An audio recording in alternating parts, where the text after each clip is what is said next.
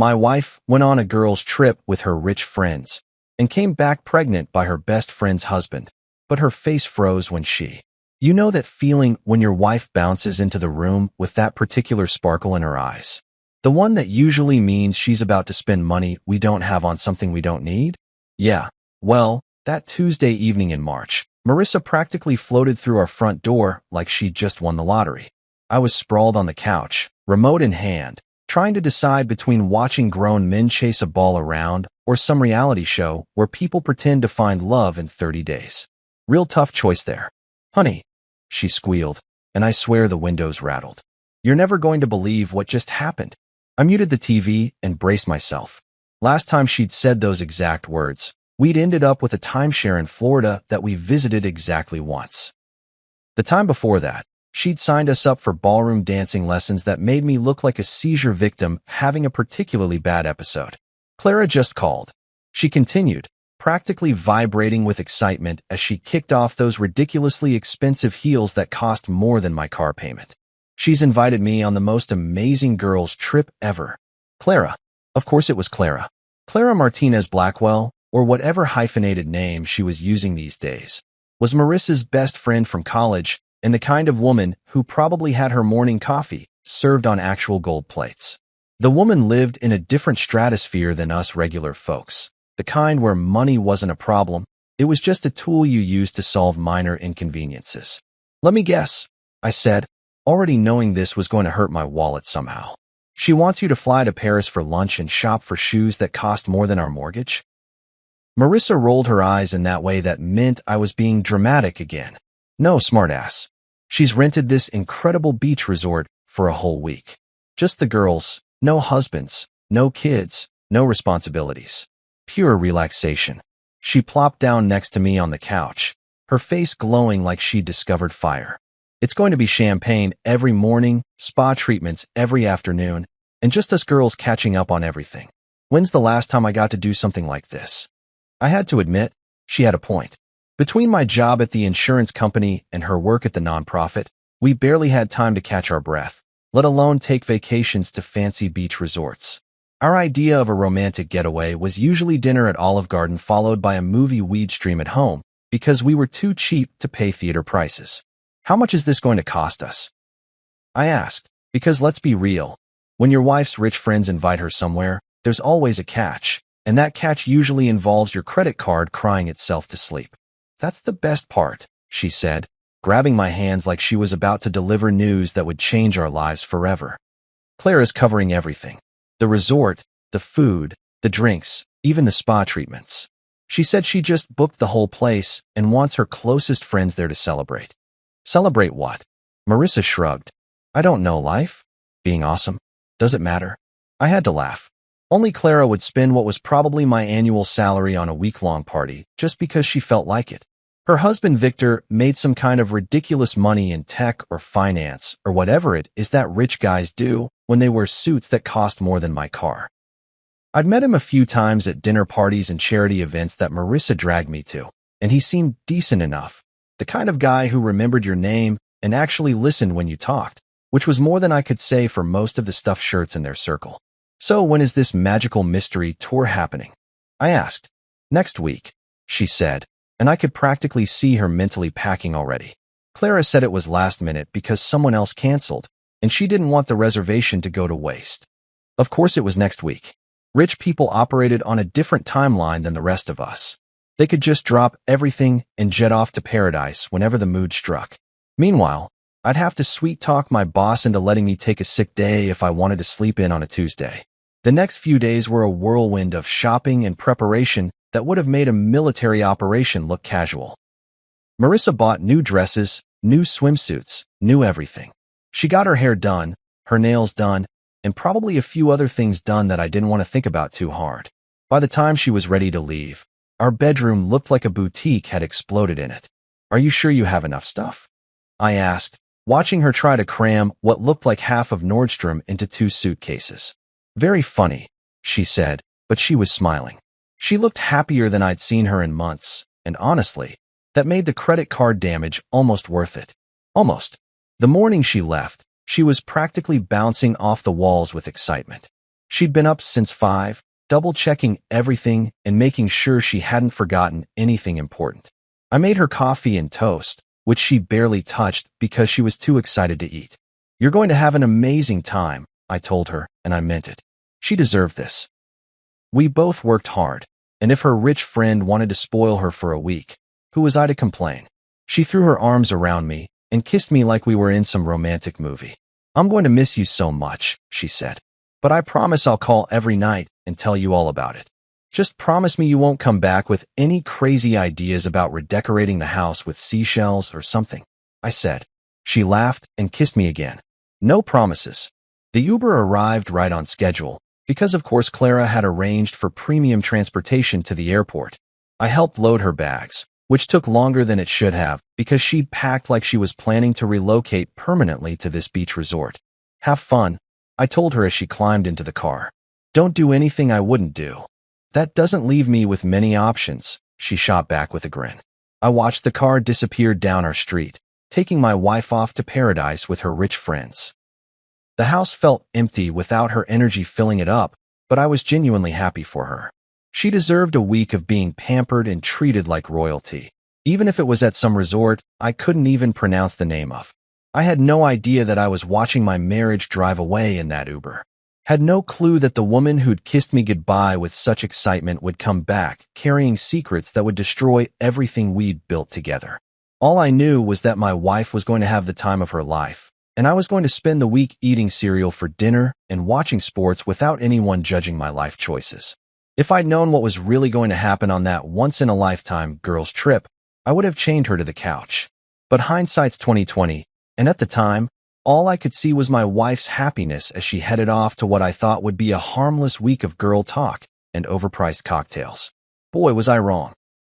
So there I was, living the bachelor life for a whole 12 hours, and let me tell you, it was everything I'd forgotten it could be. I ate pizza straight from the box while standing in my underwear at the kitchen counter, left my socks wherever they landed, and watched 3 consecutive hours of a show about guys building motorcycles. Pure bliss, right? Wrong. Because around 9 o'clock that first night, I started missing her laugh echoing through the house. That's when my phone buzzed with a FaceTime call, and there she was, my gorgeous wife looking like she'd stepped out of some tropical magazine spread. The screen was filled with her sun-kissed face, and behind her, I could see what looked like paradise. Crystal blue water stretched out to the horizon, palm trees swayed in the breeze, and the whole scene was bathed in that golden hour lighting that photographers would probably kill for. "Oh my God, honey, you should see this place," she gushed, holding the phone at arm's length so I could get the full panoramic view. "It's absolutely incredible." And it really was. The resort looked like something out of a billionaire's fever dream. All white marble and infinity pools, with staff members who probably made more in tips than I made in overtime. Clara really hadn't been kidding when she'd said she was going all out for this trip. "Looks like you're suffering real hard out there," I said, settling back into my recliner with a beer. "I can see how this is just terrible for you." She giggled, and I could hear other women's voices in the background. Her fellow escapees from reality, no doubt sharing war stories about their various first-world problems over drinks that cost more than my lunch budget for a week. "We just finished the most amazing dinner," she continued, turning the camera to show me the remnants of what looked like a feast fit for royalty. "And now we're about to hit the beach bar. Clara says they make these signature cocktails that are supposed to be life-changing." Life-changing cocktails, huh? Let me guess. They cost about $50 each and come with a little umbrella that's probably worth more than my tie. "You're so cynical," she laughed, but she didn't deny it. "Just because you can't appreciate the finer things in life doesn't mean the rest of us can't enjoy them." She had me there.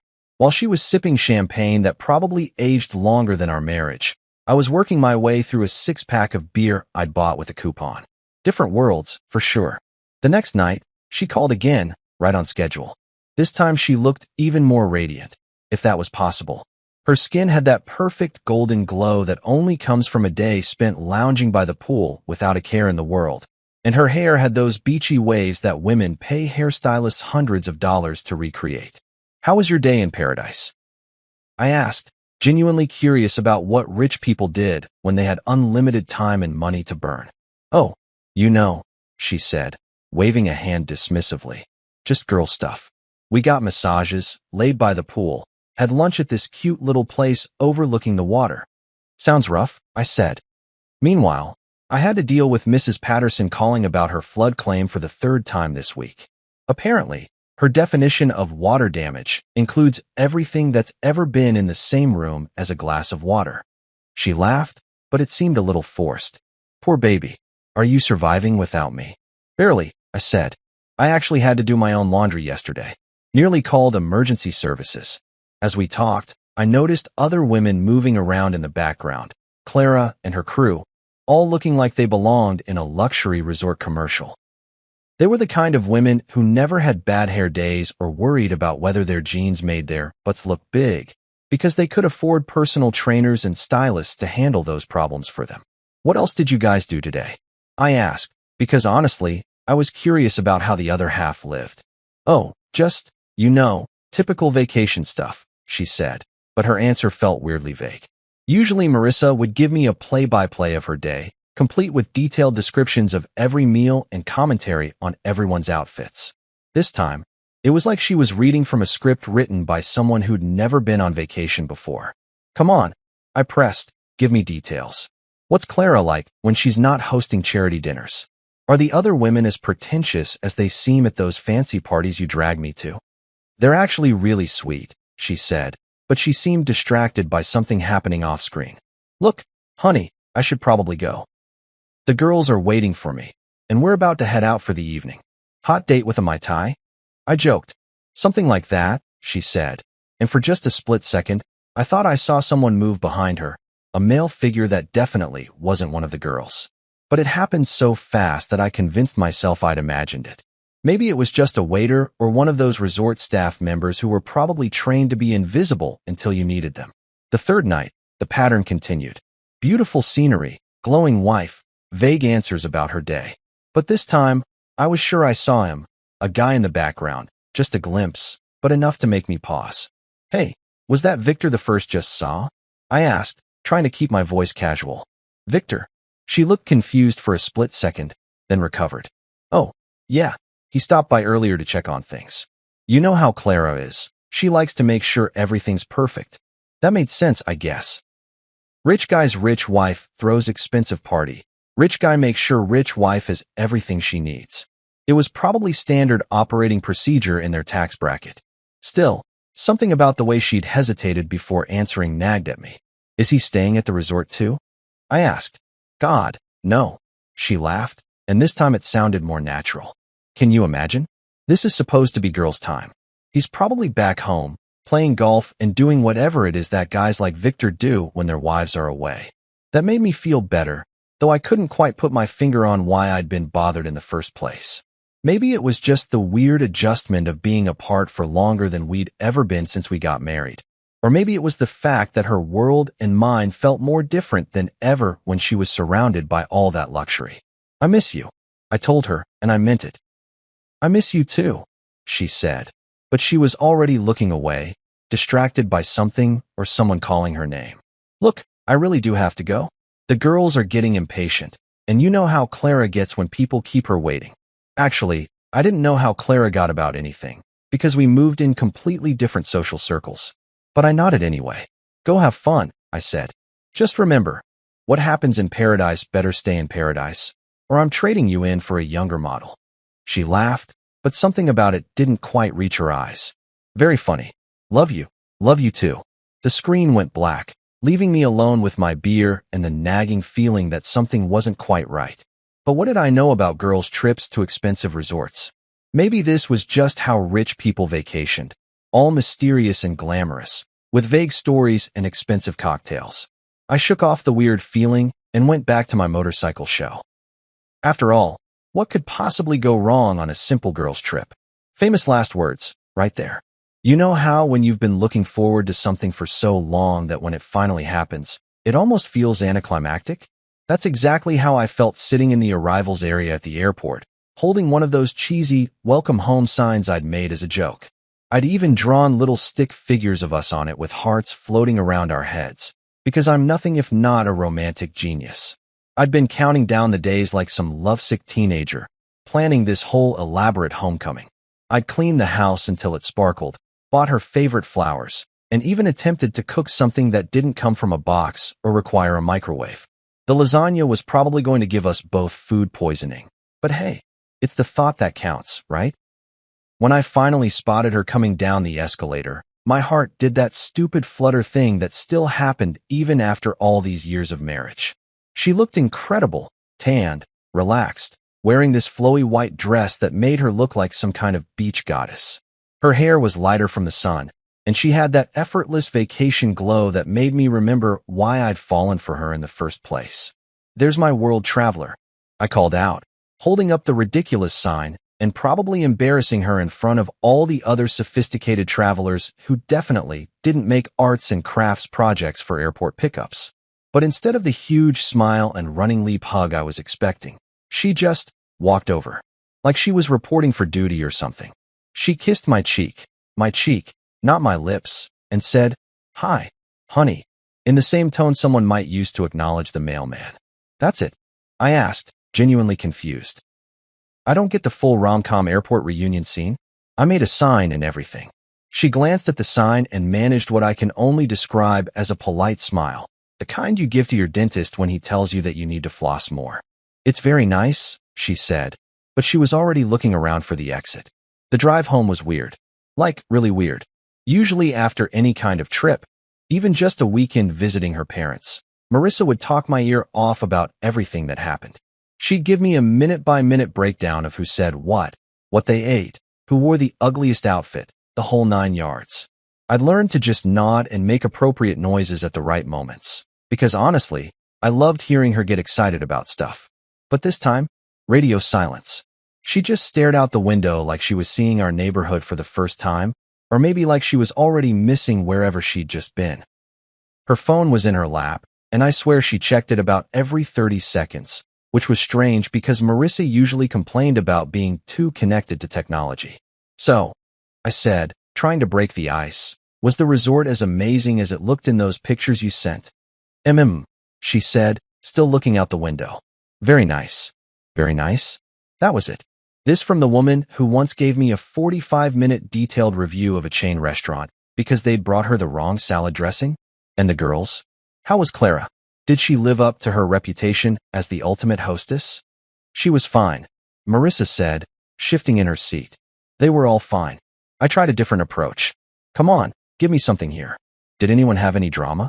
Surely someone's Botox went wrong or their fake eyelashes fell into the soup or something. These are your rich friends we're talking about. There had to be at least one meltdown over thread count or champagne temperature." She finally looked at me, and for just a second, I saw something flash across her face. Guilt? Panic? But it was gone so fast I almost thought I'd imagined it. "Nothing like that happened," she said. "It was just relaxing. You know, spa stuff and pool time. Not really exciting enough for a full recap. Not exciting enough." This was Marissa we were talking about. The woman who once spent an entire evening telling me about a conversation she'd overheard in the grocery store checkout line. Everything was exciting enough for a full recap when it came to my wife. When we got home, I carried her bags in while she kind of wandered around the house like she was taking inventory. I'd spent hours making sure everything was perfect. Flowers on the counter, candles lit in the bedroom, even that fancy bottle of wine we'd been saving for a special occasion chilling in the fridge. "Welcome home, beautiful," I said, gesturing around at my handiwork like some demented game show host. "I know it's not as fancy as your 5-star resort, but it's got something that place didn't have." "What's that?" she asked, and I could swear she looked almost nervous about my answer. "Me," I said, going for charming but probably landing somewhere closer to cheesy. "Your devastatingly handsome husband who missed you like crazy and may have burned dinner in your honor." That got a small smile out of her, the first real one since she'd gotten off that plane. "You cooked." "I attempted to cook," I corrected. "Whether it's actually edible remains to be seen. But hey, if we die from food poisoning, at least we'll go together, right?" "Romantic," she said, but she was already heading toward the stairs. "I think I'm going to take a shower first, if that's okay. I feel like I've got airplane germs all over me." "Sure," I said, trying not to feel deflated. "Take your time. I'll keep dinner warm." She disappeared upstairs, and I heard the bathroom door close. followed by the sound of the lock clicking. Which was weird, because Marissa never locked the bathroom door when it was just us. Hell, half the time she left it open while she was getting ready, chattering away about her day while she did her makeup.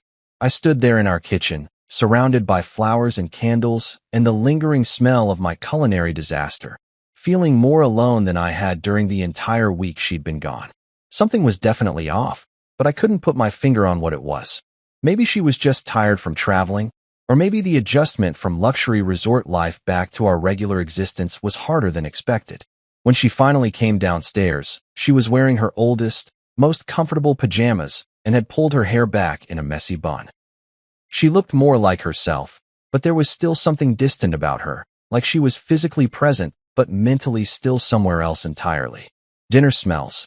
She paused, probably searching for a diplomatic way to describe whatever horror I'd created in the kitchen. Interesting. That's one word for it, I said. I was going for edible, but I'll take interesting.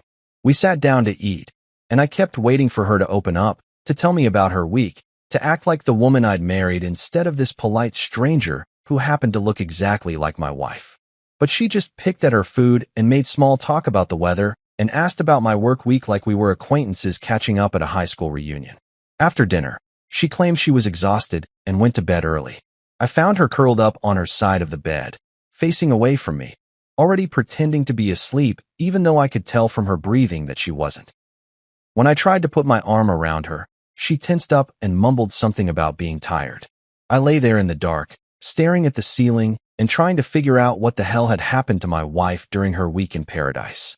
Because the woman lying next to me might have looked like Marissa, might have sounded like Marissa, but she sure as hell wasn't acting like the woman I'd kissed goodbye at the airport a week ago.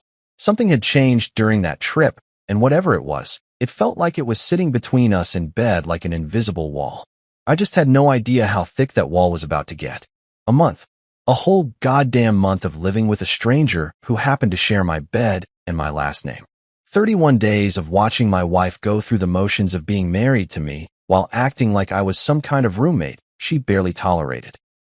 31 days of increasingly awkward conversations, forced smiles, and this weird tension that hung over our house like a fog that wouldn't lift. I tried everything I could think of to snap her out of whatever funk she was in. I brought home flowers, the expensive ones from the fancy florist, not the grocery store's sad-looking bouquet. I suggested date nights, weekend getaways, even offered to take her to one of those pretentious restaurants she loved where they served microscopic portions on plates the size of dinner tables. Nothing worked. She went through the motions, said all the right words, but it was like she was reading from a script written by someone who'd never actually been in love. The worst part was the phone thing. Jesus Christ, the phone thing was driving me insane. She'd always been attached to her phone. What woman wasn't these days? But this was different. This was obsessive. She carried it with her everywhere, clutched it like it contained the secrets of the universe, and God forbid I should happen to glance in its direction. She'd angle it away from me, turn the screen toward her body, and sometimes she'd even leave the room just to check her messages. Who keeps texting you? I'd asked one evening when her phone had buzzed for the 15th time during dinner. Just work stuff, she'd said, not even looking up from whatever was apparently more interesting than the conversation we weren't having. Since when does the nonprofit send urgent messages during dinner? Did someone discover a new way to save endangered butterflies that couldn't wait until morning? She'd given me one of those looks, the kind that said I was being unreasonable for expecting my wife to actually talk to me during meals. It's just busy right now, she'd said, and that was the end of that conversation. But this particular Tuesday morning, something was different. I could feel it the moment I walked into the kitchen.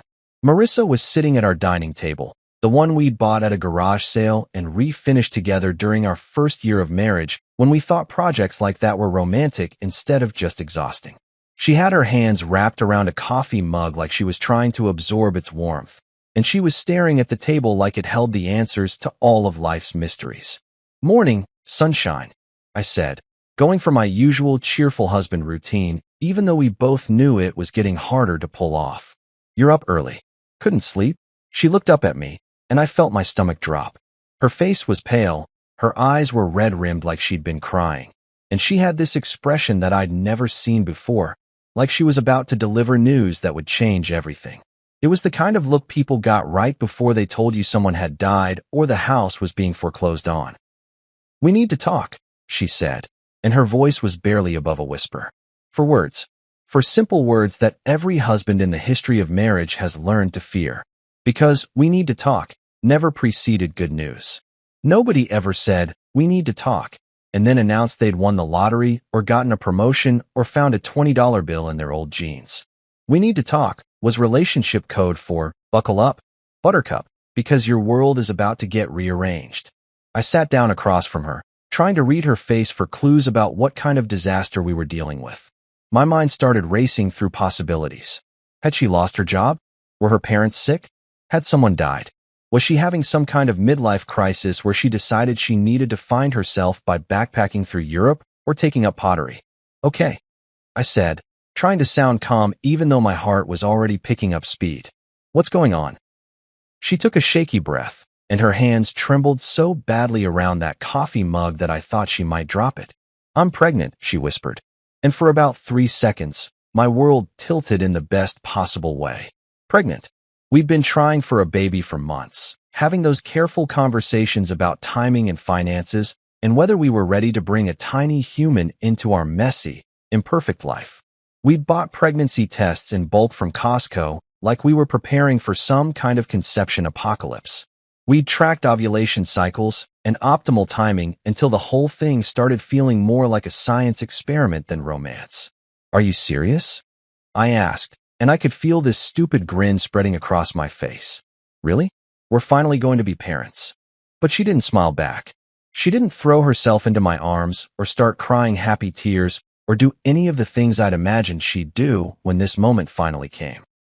Instead, she just sat there looking like she was about to throw up, and not in a cute morning sickness kind of way. "Marissa," I said, and something cold started creeping up my spine. "What's wrong? Aren't you happy about this?" She opened her mouth, closed it, then opened it again like a fish gasping for air. When she finally spoke, her voice was so quiet I had to lean forward to hear her. "It's not yours." The words hit me like a physical blow. I actually felt my chest constrict, like someone had reached into my ribcage and squeezed my heart with their fist. The kitchen seemed to tilt sideways, and for a moment I wondered if I was having some kind of medical emergency, because surely this couldn't be real. Surely my wife hadn't just told me she was pregnant with another man's baby. "What did you just say?" I asked, because maybe I'd misheard. Maybe she'd said something else, something that didn't destroy everything I thought I knew about my life. She looked down at the table, tears streaming down her face now. "The baby, it's not yours." "Whose is it?" The question came out of my mouth before my brain had fully processed what was happening. I felt like I was watching this conversation from outside my body, like this was happening to someone else, and I was just a spectator to my own life falling apart.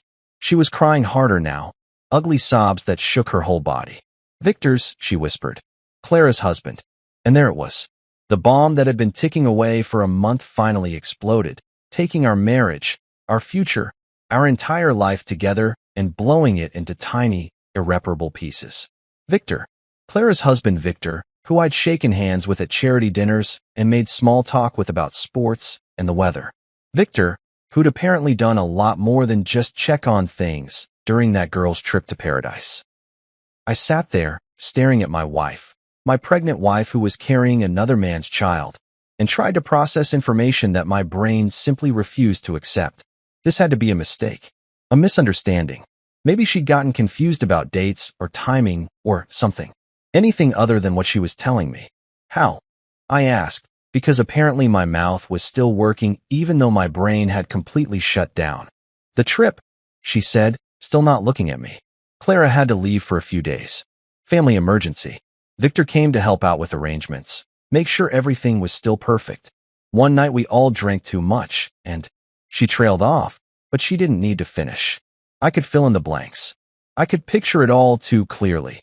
My wife, drunk on expensive wine and the fantasy of a life she'd never have, falling into bed with someone who represented everything I wasn't. Someone rich and sophisticated and successful, someone who belonged in her world of luxury resorts and five-star everything. "It just happened," she said, like that explanation made any of this okay. "It was a mistake. A terrible, stupid mistake, and I hate myself for it. I wanted to scream. I wanted to flip the table and punch holes in the walls and demand to know how the hell you accidentally end up pregnant with your best friend's husband's baby. But instead, I just sat there, numb and broken, watching my marriage dissolve into something I didn't recognize. Does Clara know? I asked. She shook her head, fresh tears streaming down her face. No. God, no. It would destroy her. It would destroy their marriage. And what about ours? I asked. What about our marriage, Marissa? She finally looked up at me, her face streaked with mascara and misery. I don't know, she whispered. I don't know how to fix this. The thing was, looking at her sitting there, destroyed by the weight of what she'd done, I almost felt sorry for her. Almost. Because this was the woman I'd loved for years, the woman I'd planned to grow old with, and seeing her in pain still triggered every protective instinct I had. But then I remembered what she'd done, what she'd thrown away, what she'd chosen over me and our life together. And just like that, the sympathy evaporated, leaving behind something harder and colder than anything I'd ever felt before. You know that moment in movies where the main character gets life-changing news and the camera does this slow zoom while dramatic music swells in the background? Yeah, well, real life doesn't come with a soundtrack, and there's no director yelling cut when things get too intense. There's just you, sitting in your kitchen that still smells like the coffee you made before your world imploded, staring at your wife while she destroys everything you thought you knew about your life. Tell me everything, I said, and my voice sounded weird and flat, like it was coming from someone else entirely. I want to know exactly how this happened. Marissa looked up at me with those red, puffy eyes, and for a split second I saw the woman I'd fallen in love with. Vulnerable and scared and desperately, hoping I'd somehow make this all okay. But that feeling lasted about as long as a snowball in hell, because then I remembered that she'd been screwing her best friend's husband while I was home eating pizza and missing her like some kind of lovesick idiot.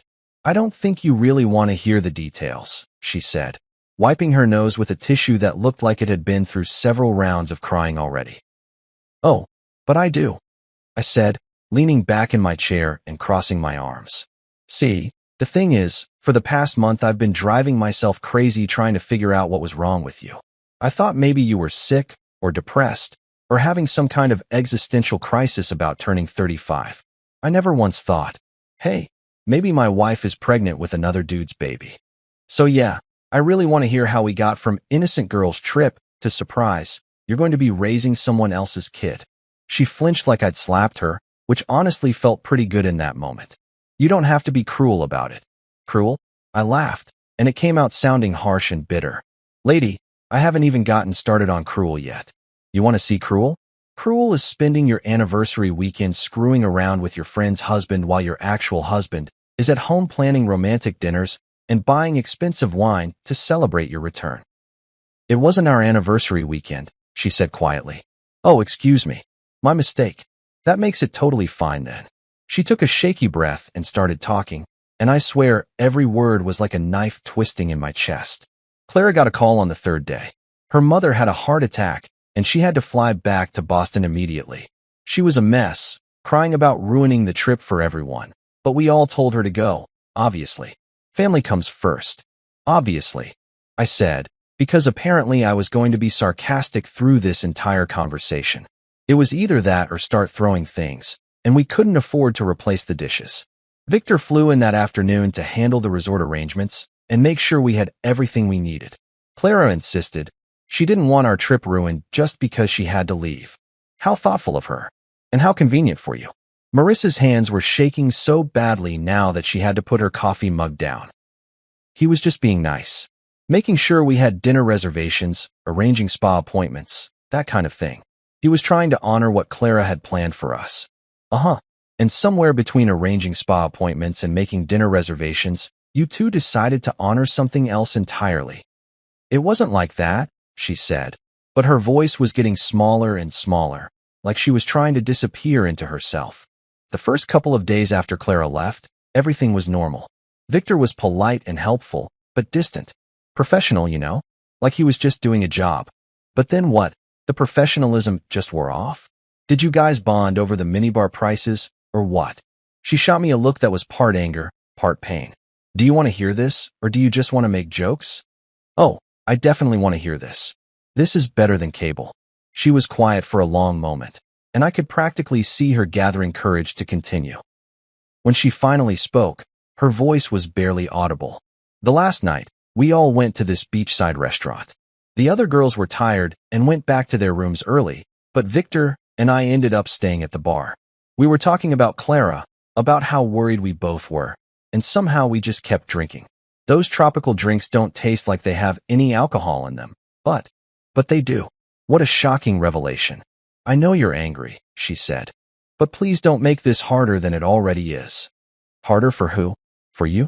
Because from where I'm sitting, you made your choices. Nobody forced you to keep drinking with another woman's husband. You're right, she said, and she sounded so defeated that I almost felt sorry for her again. Almost. I made terrible choices. We both did. We talked about our marriages, about how different our lives were, about how sometimes we both felt like we were pretending to be people we weren't. What the hell is that supposed to mean? I don't know, she said, fresh tears streaming down her face. I was drunk and confused and feeling sorry for myself. He was talking about how hard it was being married to someone who lived in a completely different world than he grew up in. And I was complaining about how I sometimes felt like I was settling for a smaller life than I'd imagined. That one hit like a physical blow. Settling? You felt like you were settling by being married to me. I didn't mean it like that, she said quickly. I was drunk and stupid and saying things I didn't really mean. But in that moment, sitting there with someone who understood what it was like to feel out of place in your own life, it felt like. Like what? Like I wasn't alone. We sat there in silence for a moment, and I could hear the clock on the wall ticking away the seconds of my old life, the life where I thought my wife loved me and we were building something together. So you felt understood and decided to celebrate by having sex with him. It wasn't planned, she said desperately. We walked back to the resort together, and when we got to my room, we were still talking, and he came in for just a minute, and then you accidentally tripped and fell on his dick? God, you're being awful. I'm being awful. I'm not the one who cheated on my spouse while on vacation. I know what I did was wrong, she said, her voice breaking. I know I hurt you, and I know I betrayed Clara, and I know I ruined everything. But it really was just one night. One terrible, stupid night that I regret more than anything I've ever done in my life. One night that resulted in a pregnancy. Yes. One night that you didn't think to mention for an entire month. I didn't know I was pregnant until last week. Looking lost and broken. And when you found out what? She trailed. You thought you'd just never tell me and raise the kid as mine. I don't know what I thought, she admitted. I was terrified and ashamed, and I didn't know how to tell you. I kept hoping maybe the test was wrong, or maybe what? Maybe you could just pretend it never happened. Maybe you could forgive me, she whispered. And there it was. The question that had been hanging in the air since she dropped this bomb on me. Could I forgive her? Could we somehow work through this and come out the other side still married, still together, still pretending to be happy? Looking at her sitting there, destroyed by guilt and fear and the weight of what she'd done, I wanted to say yes. Part of me wanted to be the bigger person, the understanding husband who could overcome anything for love. Part of me wanted to take her in my arms and tell her we'd figure it out together. But a bigger part of me, the part that had been planning our future and saving for our kids and believing in our promises to each other, was already dead. She'd killed it on a beach in paradise with a man who could give her everything I couldn't. I don't know, I said finally. I honestly don't know if I can forgive this. And in that moment, looking at her face crumple with the realization that she might have lost me forever, I knew that our marriage was over. Maybe not officially, not yet, but in every way that mattered. She'd chosen him over me, even if it was just for one night. And now we all had to live with the consequences. I didn't sleep that night. Not a single goddamn minute. I lay there in what used to be our bed, staring at the ceiling while Marissa tossed and turned beside me, probably having nightmares about her perfect little world crashing down around her ears. Every time I closed my eyes, I saw them together, my wife and Victor, drunk on expensive booze and the thrill of betraying the people who trusted them most. The worst part? I kept trying to convince myself that maybe I could get past this. Maybe we could go to counseling, work through our issues, and somehow rebuild what she'd destroyed. People survived infidelity all the time, right? There were entire industries built around helping couples recover from affairs.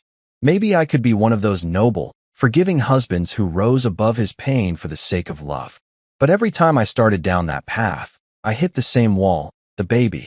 Because this wasn't just about a one-night stand or a moment of weakness. This was about raising another man's child, looking at that kid every day for the rest of my life and being reminded of what my wife had done. This was about family photos where I'd know the truth that nobody else could see, about birthday parties and Christmas mornings and college graduations built on a foundation of lies. Around 5 in the morning, I gave up on sleep and went downstairs to make coffee. My hands were shaking as I measured out the grounds, and I kept replaying Marissa's confession in my head like some kind of twisted highlight reel. The way she described feeling understood by Victor, like I was some kind of emotional moron who couldn't comprehend her complex inner life. The way she talked about settling for a smaller life, like our marriage was some consolation prize she'd accepted because she couldn't do better. That's when it hit me, the thing that had been nagging at me since yesterday. Clara didn't know. She was walking around, probably planning dinner parties and charity events, completely oblivious to the fact that her husband had knocked up her best friend during what was supposed to be an innocent girls' trip. She was living in the same fool's paradise I'd been living in a month ago, trusting people who didn't deserve it. I found myself reaching for my phone before I'd fully decided what I was going to do. Clara's number was in my contacts from some dinner party planning committee Marissa had roped me into helping with last year. We'd exchanged maybe a dozen text messages total, mostly about logistics and timing, but I had her number. Did she deserve to know? Hell yes, she did. Did I have the right to tell her? That was a murkier question. But as I sat there in my kitchen at 5:30 in the morning, watching the sun come up on the worst day of my life, I decided that moral ambiguity was a luxury I couldn't afford. Someone needed to tell Clara the truth, and it sure as hell wasn't going to be Marissa, who seemed more concerned about preserving her friendships than taking responsibility for what she'd done. I waited until 8 o'clock, figuring that was a reasonable time to call someone with devastating news. Because apparently I still had some sense of social etiquette, even in the middle of my personal apocalypse. Hello. Clara's voice was bright and cheerful, probably because she thought she was getting a friendly morning call from her best friend's husband. Maybe she thought I was calling to thank her for the amazing trip she'd given Marissa, or to chat about some upcoming social event. Hi, Clara. It's me, Marissa's husband, I said, realizing I sounded like I was introducing myself to someone I'd never met. Which was basically accurate, since all our previous interactions had been surface-level pleasantries at parties where we were both just playing our assigned roles as supportive spouses. Oh, hi. She sounded genuinely pleased to hear from me. How are you? How's Marissa? I've been meaning to call her, but things have been so crazy since I got back from Boston. My mother's doing much better, thank goodness, but the whole experience was just exhausting. And there it was, the perfect opening to destroy her day, her marriage, and probably her entire worldview. Actually, that's kind of why I'm calling, I said, trying to figure out how to ease into this conversation. How do you tell someone their husband cheated on them? Was there a protocol for this kind of thing? Is everything okay? Her voice had changed, picking up on the tension in mine. You sound serious. Clara, I need to tell you something, and it's going to be really hard to hear, but I think you deserve to know. There was a pause, and I could practically hear her brain switching gears, preparing for bad news. What is it? It's about the trip. About what happened after you had to leave. Another pause, longer this time. What about it? I took a deep breath and jumped off the cliff. Marissa is pregnant. And the baby, it's not mine. The silence that followed was so complete, I thought the call might have dropped. I could hear her breathing, quick and shallow, like she was hyperventilating. I'm sorry, what did you just say? Her voice was barely above a whisper. The baby is Victor's, I said, because apparently once you start dropping truth bombs, you might as well make sure they hit their target. They slept together while you were in Boston dealing with your mother's emergency. That's not possible, she said, but her voice was shaking now. Victor was just helping out. He was being supportive. He would never. Clara, I'm not making this up. Marissa told me everything yesterday. They got drunk on the last night, and one thing led to another. I heard her make a sound that was somewhere between a gasp and a sob. Are you absolutely sure? Are you sure she's not mistaken, or confused, or... She's sure, I said. And so am I. The sound that came through the phone next was unlike anything I'd ever heard. a wail of pure anguish that made my chest tighten with sympathy even in the middle of my own pain. This was a woman's world collapsing in real time, and I was the one holding the demolition charges. "Oh God," she whispered. "Oh God, oh God, oh God. Clara, I'm sorry. I'm so sorry to have to tell you this, but I thought you deserved to know." "How long have you known?" she asked, and her voice was getting stronger now, harder. I could hear the anger starting to build underneath the shock. "Since yesterday. Marissa just told me. And she was never going to tell me, was she? She was just going to let me go on being friends with her, hosting dinner parties for her, treating her like family, while she was carrying my husband's baby. I don't know what she was planning," I said, though honestly, I had a pretty good idea. Marissa had probably been hoping she could somehow make this whole situation disappear, maybe pass the baby off as mine, and go on living her double life. "Where is she now?" Clara asked. "Upstairs. Still sleeping, I think." "And where's Victor?" "I have no idea. Probably at your house, getting ready for work like nothing happened." I heard something crash in the background, followed by Clara shouting Victor's name in a voice that could have shattered glass. Then the line went dead. I sat there staring at my phone, knowing I'd just set off a chain reaction that was going to destroy at least 2 marriages and probably ruin several friendships. But for the first time since Marissa had dropped her bomb on me yesterday, I felt something that might have been satisfaction. Because Clara deserved to know the truth, just like I had. And Victor deserved to face the consequences of what he'd done, just like Marissa was about to. Within 10 minutes, my phone started buzzing with text messages. First from a number I didn't recognize, probably Victor, trying to do damage control. Then from Marissa's phone upstairs, which meant Clara had already called her and probably said some things that weren't going to help anyone's day get better. I deleted Victor's messages without reading them and ignored Marissa's frantic texting. Whatever they wanted to say, whatever explanations or justifications or desperate pleas for forgiveness they had prepared, I wasn't interested. I'd done what needed to be done, and now everyone involved could deal with the fallout. Because here's the thing about secrets, they're like cancer. They might stay hidden for a while, growing quietly in the dark, but eventually they always come to light. And when they do, they destroy everything they touch. I'd just chosen to be the surgeon instead of waiting for the disease to kill us all slowly. The sound of Marissa's feet hitting the floor upstairs told me my peaceful morning was about to end. In a few minutes, she'd come downstairs and demand to know why I'd betrayed her by telling Clara the truth.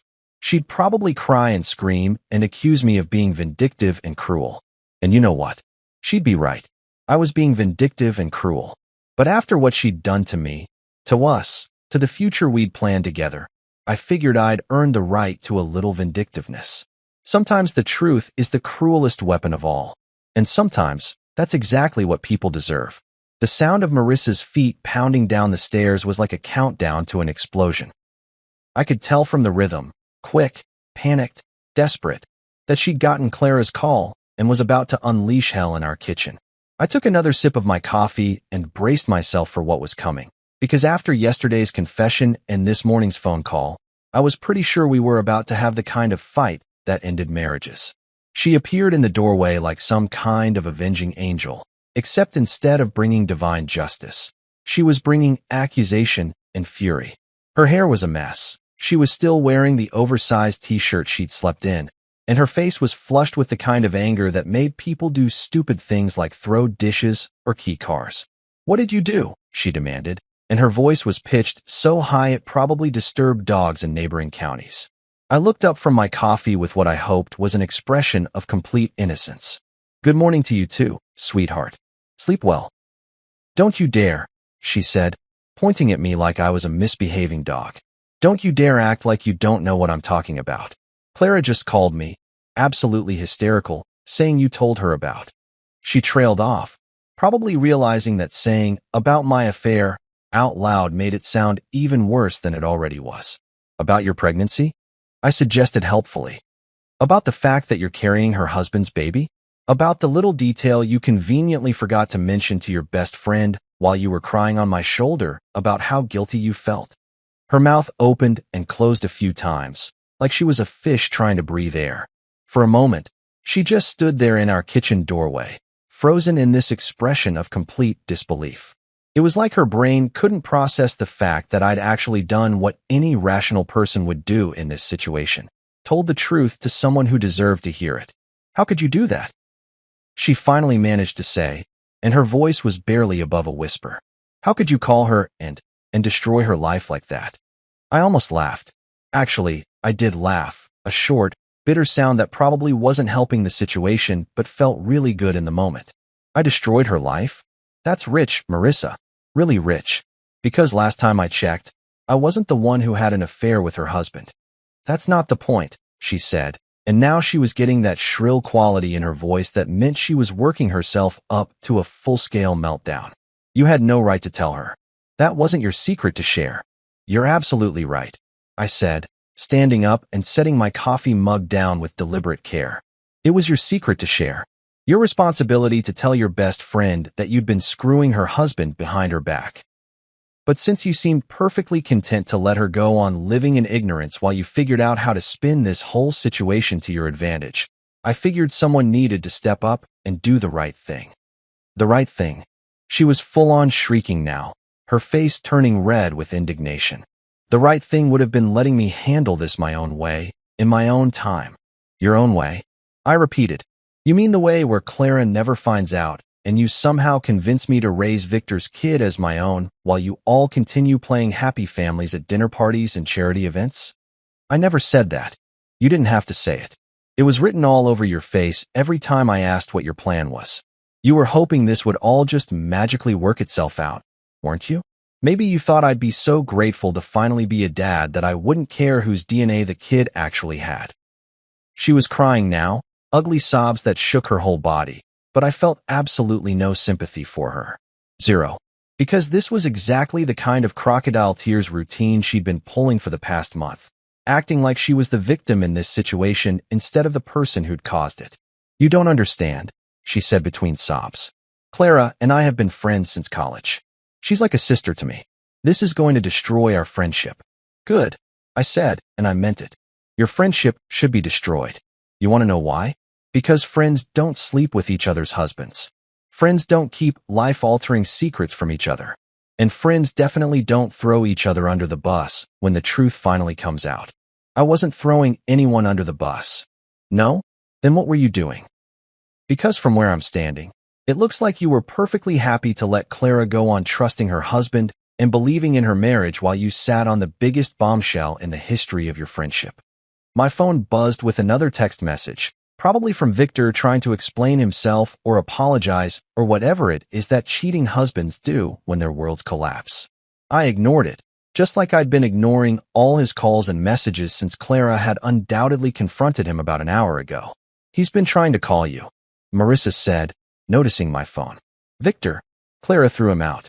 He's been calling and texting, begging you to talk to him. And why exactly would I want to talk to the man who knocked up my wife? Because he's sorry.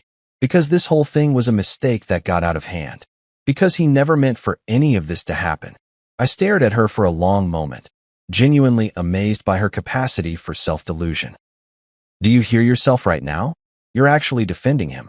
You're standing in our kitchen, pregnant with another man's baby, and you're asking me to feel sorry for him because his wife kicked him out. I'm not defending him. I'm just saying that this situation is complicated, and calling Clara without talking to me first was what? Was honest? Was fair? Was exactly what any decent human being would do in this situation. She wiped her nose with the back of her hand, and for a moment, she looked like a little kid who'd been caught doing something she knew was wrong. It was cruel, she said finally. Cruel. I let the word hang in the air between us for a moment. You want to know what cruel is, Marissa? Cruel is your husband finding out he's going to be a father and being happy about it for exactly 3 seconds before you tell him the baby isn't his. Cruel is lying to your best friend's face for a month while you figure out how to manage the fallout from your affair. Cruel is asking the man whose life you just destroyed to keep your secrets and protect your reputation. I never asked you to do any of that. You didn't have to ask. You just assumed I would, because that's what good little husbands do, right? They clean up their wives' messes and pretend everything is fine for the sake of appearances. The kitchen fell silent except for the sound of her crying and the distant hum of traffic outside. We stood there staring at each other across the space that used to be our shared life, and I could see the exact moment when she realized that this wasn't something we were going to work through. This wasn't a bump in the road or a rough patch or any of the other euphemisms people used when they didn't want to admit their marriage was over. "So what happens now?" she asked, and her voice was small and defeated. "Now? Now you get to live with the consequences of your choices. Now Clara gets to decide whether she wants to try to rebuild her marriage or start over. Now Victor gets to explain to his friends and family why his wife kicked him out. And now I get to figure out what the hell I'm supposed to do with the rest of my life." "And us?" she whispered. I looked at her standing there in our kitchen, this woman I'd loved and trusted and planned to grow old with, and felt absolutely nothing. No love, no anger, no sadness, just a kind of empty acceptance that this part of my life was over. "There is no us," I said. "There hasn't been an us since you decided Victor was more interesting than your husband." She started crying harder, but I was already walking toward the door. I had somewhere I needed to be, something I needed to do, and staying here listening to her try to justify the unjustifiable wasn't going to help either of us. "Where are you going?" she called after me. "To work," I said without turning around. Some of us still have responsibilities to people who actually trust us. I grabbed my keys and walked out, leaving her standing in our kitchen with her tears and her regrets and her complete inability to understand that some things, once broken, can't be fixed. The truth was out now, for better or worse, and everyone involved was going to have to figure out how to live with it. The next few weeks were like living in some twisted version of Groundhog Day, except instead of Bill Murray trying to win over Andy McDowell, I had my cheating wife trying to convince me that our marriage was worth saving.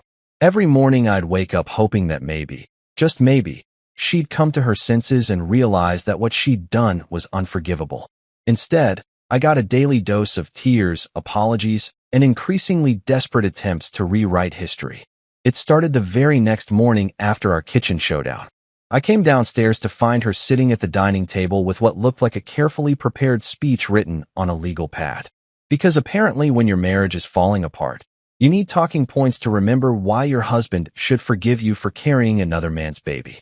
"I've been thinking all night," she said, looking up at me with eyes that were still red and puffy from crying. "About us, about our future, about how we can move past this." "Move past this," I repeated, pouring myself coffee and trying to pretend this was a normal Tuesday morning conversation. "You mean move past the part where you cheated on me? Or move past the part where you're pregnant with someone else's kid? Because those seem like pretty big obstacles to just skip over." "I know what I did was wrong," she said, reading from her notes like she was giving a presentation to the board of directors. "I know I hurt you and betrayed your trust. But people make mistakes, and marriages survive infidelity all the time. We can get through this if we both want to." I sat down across from her, genuinely curious about what kind of mental gymnastics she'd performed to reach this conclusion. "Okay, I'll bite. How exactly do you see this working? You give birth to Victor's baby, we pretend it's mine, and we all live happily ever after?" "The baby doesn't have to change anything," she said, and I swear she actually believed what she was saying. Plenty of couples raise children that aren't biologically related to both parents. Step-families, adoption, sperm donors, it happens all the time. Those are completely different situations, and you know it. Those are planned arrangements between consenting adults, not the result of your wife getting knocked up by her best friend's husband during a girl's trip. She flinched but pressed on. "The point is, biology doesn't make someone a father. Love does. Commitment does. You could be this baby's dad in every way that matters." I stared at her across the table, amazed by her ability to make the most selfish request in the world sound like some kind of noble sacrifice on my part. "And what about Victor? Does he just disappear from the picture? Does he sign away his parental rights and pretend his kid doesn't exist?" "We haven't worked out all the details yet," she said, which was apparently code for, "I'm making this up as I go along and hoping you're desperate enough to buy it." "We? Who's we? Are you and Victor having planning sessions about how to manage your love child?" "No," she said quickly. "I haven't talked to him since it happened. Clara made it very clear that any contact between us would result in legal action." That was interesting. I'd wondered how the other half of this disaster was handling their own marital implosion. Apparently Clara wasn't messing around when it came to consequences. "So let me get this straight," I said. You want me to forgive you for cheating, agree to raise another man's child as my own, and do all of this without any input from the actual biological father, who's currently persona non grata in his own marriage. Does that about sum up your master plan? I want us to try, she said, and her voice was getting that pleading quality that meant she was about to start crying again. I want us to go to counseling and work through this and come out stronger on the other side. Stronger? I laughed, and it came out sounding harsh and bitter. Marissa, you didn't just cheat on me. You didn't just have a meaningless one-night stand that we could potentially work through with enough therapy and time. You created a permanent reminder of your betrayal. Every time I look at that kid, I'm going to remember what you did. Every birthday party, every Christmas morning, every school play, I'm going to be thinking about how you chose someone else over me. She was crying now, ugly sobs that shook her whole body. But it was just one night. One stupid, drunken mistake that I regret more than anything I've ever done in my life. A mistake that's going to last for 18 years. A mistake that's going to grow up and call me daddy while looking exactly like the man who destroyed our marriage. You don't know what the baby will look like, she said weakly. Come on, Marissa. Victor's got those dark eyes and that Mediterranean complexion. If this kid comes out looking anything like him, everyone's going to know the truth anyway. Did you really think you could pass off a little Victor clone as mine? She didn't answer, which was answer enough. She'd been hoping for a miracle, some genetic lottery that would let her pretend this whole situation never happened. Over the next few days, the begging intensified. She started leaving little notes around the house, in my briefcase, taped to the bathroom mirror, stuck to the steering wheel of my car. They all said variations of the same thing. I'm sorry. Please forgive me. We can work through this. I love you. It was like being haunted by the ghost of our marriage, except the ghost was very much alive and making my morning coffee routine really annoying. She tried the romantic approach, cooking elaborate dinners that she barely touched while staring at me across the table with hopeful eyes.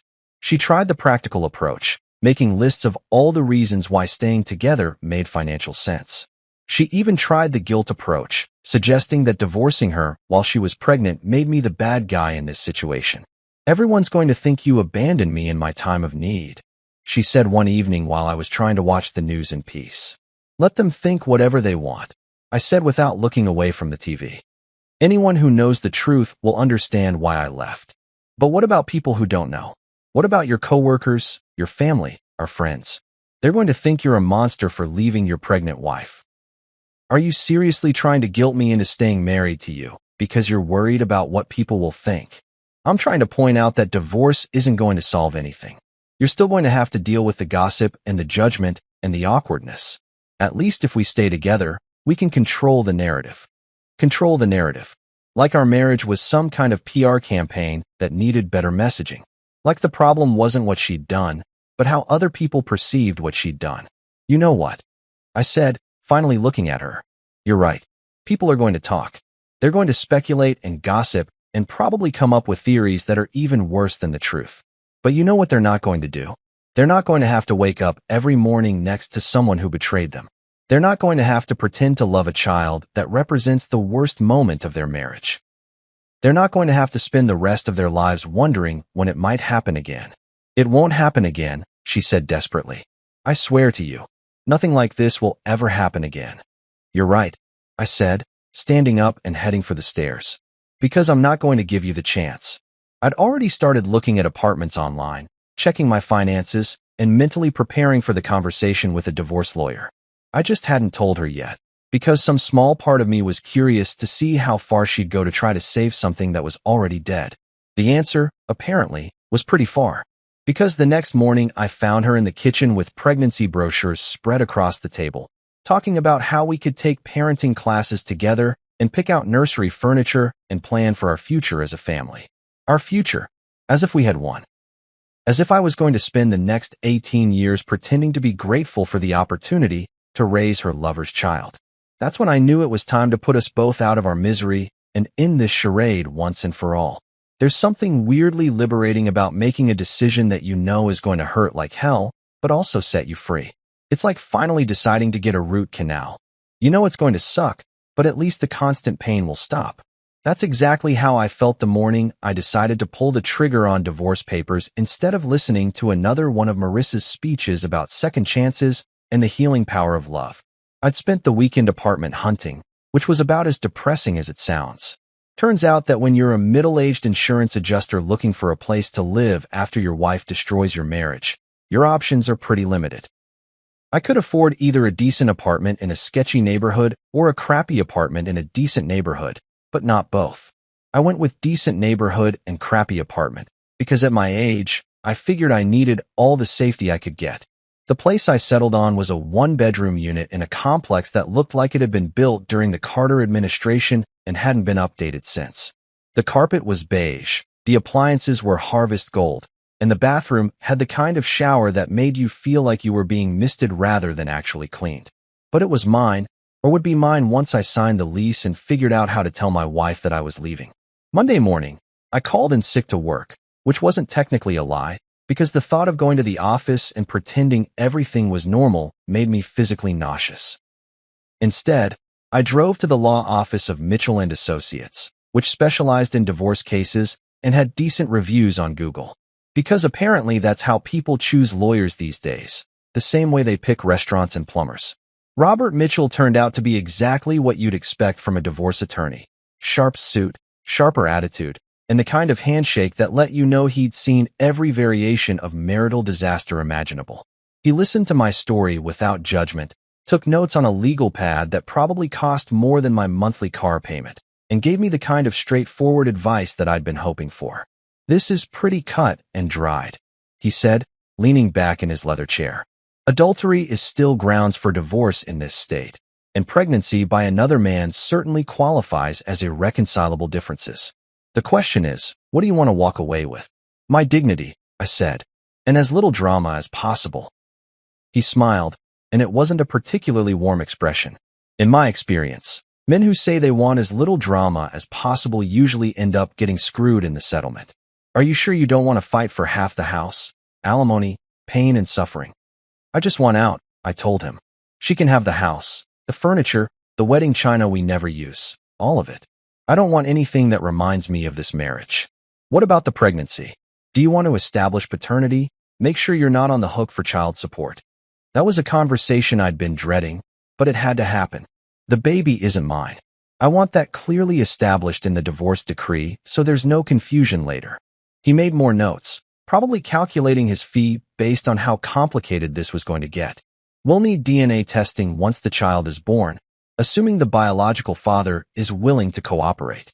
If not, we can compel testing through the courts." "He'll cooperate," I said. "His wife already kicked him out. I don't think he's in a position to make demands."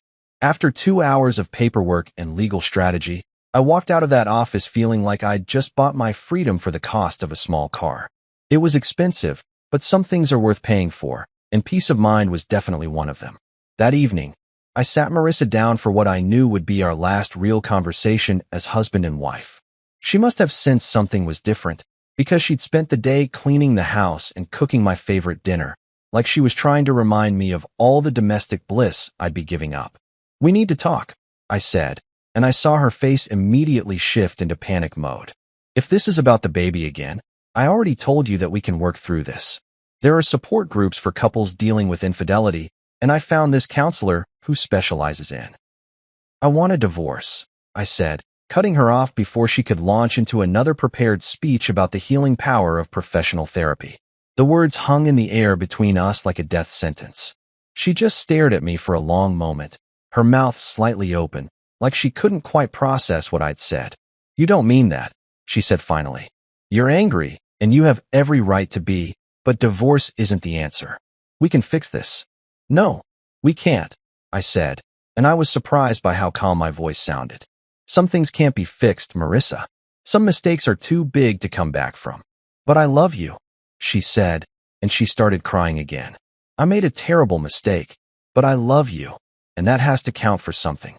"It does count for something," I said. "It makes this harder than it needs to be. But love isn't enough to fix what you broke." She tried everything she could think of in the next hour. She cried, she bargained, she promised to do anything I wanted if I'd just give her another chance. She offered to cut off all contact with Clara and Victor, to move to another city, to go to church, to get individual therapy, couples therapy, family therapy. She painted pictures of the life we could have together, the family we could build, the happiness we could find if I'd just forgive her. But I'd already checked out emotionally. I sat there listening to her plead for our marriage while mentally calculating how many boxes I'd need to pack my stuff and wondering if the cable company would let me transfer service to my new apartment. I've already filed the papers, I told her when she finally ran out of steam. And I've put a deposit down on an apartment. I'm moving out this weekend. This weekend. She looked genuinely shocked, like she'd thought we'd spend months talking this to death before anything actually happened. There's no point in dragging this out, I said. We both know how this ends. She started crying harder, the kind of desperate sobs that made me feel like a monster for not comforting her. But I'd learned the hard way that comforting Marissa just encouraged her to think there was still hope, and false hope was crueler than honest rejection. What about our friends? She asked. What about your family? What are we going to tell everyone? We're going to tell them the truth, I said. You had an affair, you got pregnant, and our marriage couldn't survive it. Simple as that. People are going to judge me, she said. They're going to think I'm a terrible person. Some probably will, I agreed. But that's not my problem anymore. I spent the rest of the week packing my life into cardboard boxes, sorting through 8 years of marriage, and deciding what was worth keeping and what belonged to a version of myself that no longer existed.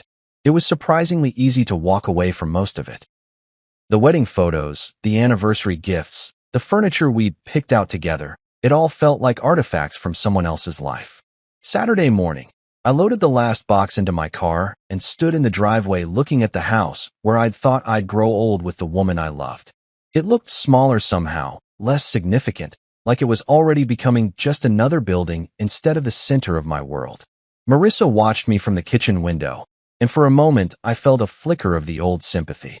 She looked lost and broken, like a little girl whose parents had just told her they were getting divorced. But then I remembered what she'd done, what she'd chosen, and the sympathy faded. She'd made her bed, literally and figuratively. Now she could lie in it. I got in my car and drove away without looking back. Because sometimes the only way to save yourself is to walk away from everything you thought you wanted and start over with nothing but your self-respect intact. 6 months. That's how long it's been since I packed my life into cardboard boxes and drove away from the house where I thought I'd spend the rest of my life. 6 months since I traded a king-sized bed for a lumpy futon, a 2-car garage for a parking spot that's approximately the size of a postage stamp, and a marriage for a studio apartment that smells faintly of the previous tenant's cooking experiments. And you know what? Best trade I ever made. Don't get me wrong, the first few weeks were rough. Really rough. There's something deeply humbling about being a grown man eating cereal for dinner 3 nights in a row because you never learned how to cook for one person. There's something even more humbling about calling your mother to ask how to separate whites from colors in the laundry because your wife always handled that stuff and you'd apparently been sleepwalking through the domestic responsibilities of adult life. But slowly, gradually, I started to figure things out. I learned that grocery shopping for one person is actually kind of liberating. No more arguments about brand names or whether we really need the expensive organic vegetables. I discovered that having complete control over the TV remote is worth approximately 3 months of relationship counseling. And I found out that silence, real silence, is one of the most underrated luxuries in the world. No more walking on eggshells, waiting for the next emotional breakdown about how sorry she was. No more pretending that forgiveness was just around the corner if we could just find the right combination of therapy and time. No more looking at my wife and seeing a stranger who'd traded our future for one night with someone else's husband. The divorce was finalized last month, and it was about as anticlimactic as legal proceedings get. Marissa had given up fighting for reconciliation somewhere around month 3, probably right around the time she realized that begging someone to take you back only works if they still love you. By the end, we were both just ready to sign the papers and move on with our separate lives. She kept the house, just like I'd wanted. I kept my dignity, just like I'd planned. Fair trade, in my opinion. I hear things through the grapevine sometimes. This city isn't big enough to completely avoid news about your ex-wife, especially when she's carrying what is apparently a very obvious not your baby. Clara and Victor's divorce was finalized about a month before ours, and from what I understand, it was significantly messy. Apparently, when you're splitting assets worth millions of dollars instead of fighting over who gets the good coffee maker, lawyers get a lot more creative with their billable hours. Clara reached out to me a few times in those first couple of months. We met for coffee twice, two broken people trying to make sense of how quickly our lives had imploded. She was angry in a way that I recognized, that cold, focused fury that comes when someone you trusted completely betrays you in the most personal way possible. We didn't talk much about specifics, mostly just sat there drinking overpriced lattes and marveling at how naive we'd been. I keep thinking about all the signs I missed, she told me during our second coffee meeting.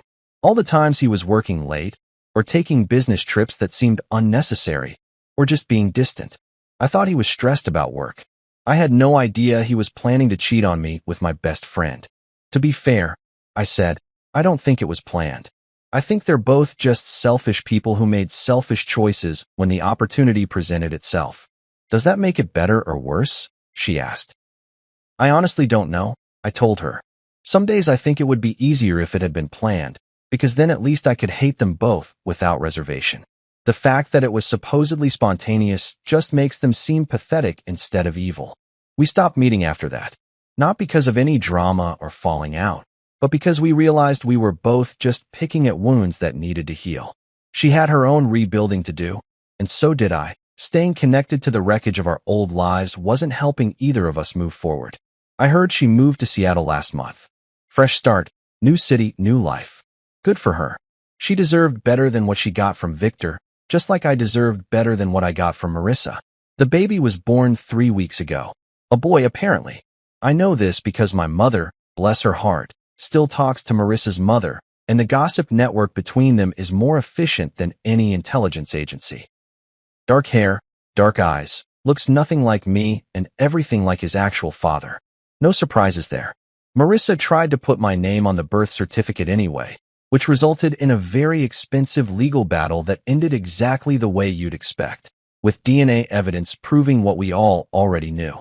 Victor is the father, legally and biologically, which means he gets to pay child support while dealing with his own custody arrangements. Marissa gets to be a single mother with a baby that serves as a permanent reminder of the worst decision she ever made. And I get to wake up every morning in my crappy little apartment, make my coffee exactly the way I like it, and not have to pretend that any of this is my problem anymore. The funny thing is, people expected me to be bitter. Coworkers, friends, even my own family kept waiting for me to have some kind of breakdown or revenge fantasy. They wanted me to be angry, to plot elaborate schemes to make Marissa's life miserable, to spend my energy trying to get back at her for what she'd done. But here's the thing I learned during those 6 months of rebuilding my life from scratch. Revenge is exhausting. Staying angry takes work. Plotting and scheming and trying to hurt someone who already hurt you is just another way of letting them control your life. And I was done letting Marissa control anything about my existence. Instead, I focused on the one thing I could actually control, myself. I started going to the gym because apparently stress and rage are excellent motivators for getting in shape. I took a cooking class because eating cereal for dinner loses its charm after the first month. I even started dating again, though that's a whole other adventure that involves learning how to explain your divorce without sounding like a complete disaster. The truth is, I'm happier now than I was during those last few months of my marriage.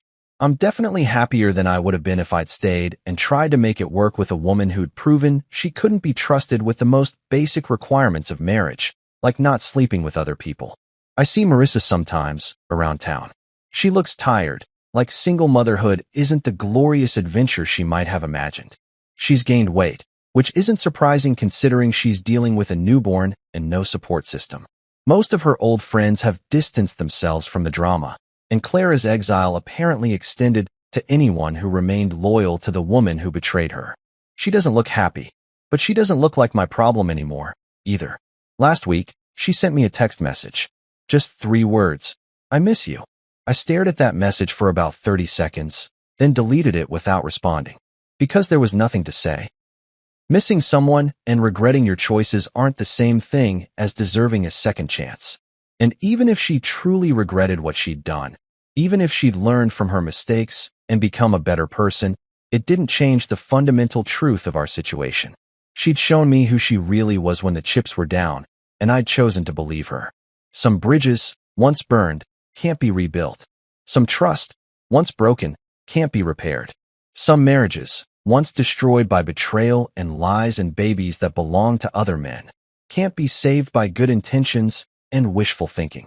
But some things, like self-respect, like dignity, like the knowledge that you did the right thing even when it was hard, those things are worth more than any marriage built on a foundation of lies. I kept my self-respect. Everything else was just stuff. I stood there in my best suit, the one I'd ironed twice to make sure it looked sharp, feeling like a fool. My name's Grant Whitaker, 39 years old, and I'd come to this rooftop party in downtown Seattle because my wife, Celeste, asked me to. She works for some fancy lifestyle brand, all about luxury and glamour, and I was proud of her, proud enough to put on a tie and smile at people I didn't know. The venue was stunning, with string lights hanging above us and the city skyline glowing in the distance. I figured it'd be a night to celebrate her, maybe even us. But as soon as we walked in, I could feel something off. She kissed my cheek quick, said, "Mingle, okay?" and then disappeared into the crowd. I grabbed a beer from the bar and tried to play the supportive husband, nodding at her coworkers, making small talk about the weather or whatever. It wasn't my scene, but I was here for her. Then I saw her. Celeste, my wife of 11 years, was out on the dance floor with her boss, Jasper Klein. He's the CEO of her company, some slick guy with a perfect haircut and a smile that says he owns the room. They were dancing close, too close. Her hand rested on his shoulder, his arm snaked around her waist, and they moved like they'd done it before. I watched, my beer getting warm in my hand, waiting for her to glance my way, to wave me over, anything. She didn't. She laughed at something he said, her head tilting back, her eyes bright in a way I hadn't seen in months. The music was loud, some jazzy beat that made my stomach twist, and I felt like I was fading into the background. People bumped past me, chatting and sipping cocktails, and I just stood there, invisible. I couldn't take it anymore. I walked over, weaving through the crowd, my heart pounding. When I got close, I tapped her shoulder. She turned, her smile fading a little when she saw me. "Hey," I said, trying to keep my voice steady. "What's going on here?" Jasper stepped back, smirking, like he was in on some joke I wasn't. Celeste brushed her hair behind her ear and looked at me like I was interrupting. "We're just dancing, Grant," she said, her tone sharp. I swallowed hard. "It doesn't look like just dancing," I said, glancing at Jasper, who didn't even have the decency to look away. She sighed, loud enough for me to hear over the music, and then she said it, words that hit me like a punch. "I'll dance with whoever I want. You have two options, sit and watch or leave." I stared at her, waiting for her to take it back, to laugh it off, to say she didn't mean it. She didn't. Her eyes were cold, daring me to argue. Jasper chuckled under his breath, and that was it. I turned and walked away. My chest felt tight, my face hot with shame. I pushed through the crowd, past the clinking glasses and fake smiles, and headed for the exit. I didn't look back to see if she cared. The elevator ride down was quiet, just me and the hum of the machinery, and when I stepped outside, the cool night air hit me hard. I'd come here to support her, to be part of her world, and she'd just told me I didn't belong. I left the party, left her there with him, and started walking. I didn't know where I was going, but I knew I couldn't stay. The streets were busy, cars honking, people laughing as they spilled out of bars. I kept moving, my shoes clicking against the pavement, my mind racing. We'd been married 11 years, 11 years of fights, and making up, of building a life together. And now this. I thought about how she'd changed since she started climbing the ladder at work, how she'd talk about Jasper like he was some genius, how she'd come home late more often. I'd brushed it off, told myself it was nothing. But tonight wasn't nothing. Tonight was her choosing him over me, right in front of everyone. I ended up at the waterfront, the docks quiet except for the lapping waves. I sat on a bench, staring out at the dark water, replaying her words. Sit and watch, or leave. She didn't even give me a real choice. I pulled out my phone, thinking about calling her, but what would I say? She'd made it clear where I stood. So I didn't call. I just sat there, alone, wondering how we got here. It was almost 2 hours later when my phone buzzed. Her name lit up the screen, Celeste. "Where are you?" the text read. No apology, no explanation, just that. I didn't answer. What was there to say? I'd left, just like she told me to. I stood up, my legs stiff from sitting too long, and decided I wasn't going home. Not tonight. I called Owen, my oldest friend, the guy who's been there through every mess I've ever made. He picked up on the second ring. "You okay, man?" he asked, his voice rough like he'd been asleep. "Can I crash at your place?" I said. He didn't ask questions, just told me to come over. I took a cab to his apartment, the city blurring past me, and when I got there, he opened the door with a beer in his hand and another one for me. He didn't say much, just let me in, and I was grateful for it. I dropped onto his couch, the weight of the night sinking in. Celeste hadn't followed me. She hadn't even tried, and that hurt more than the words she'd said. I couldn't sleep. I kept seeing her with Jasper, the way she moved with him, the way she looked at me like I was nothing. I'd always thought we were solid, that we could handle anything. But tonight, I wasn't so sure. I sipped the beer, the cold bottle sweating in my hand, and wondered what came next. Did she mean it? Was this just a fight, or was it something bigger? Owen snored from his room, and I stared at the ceiling, her voice echoing in my head.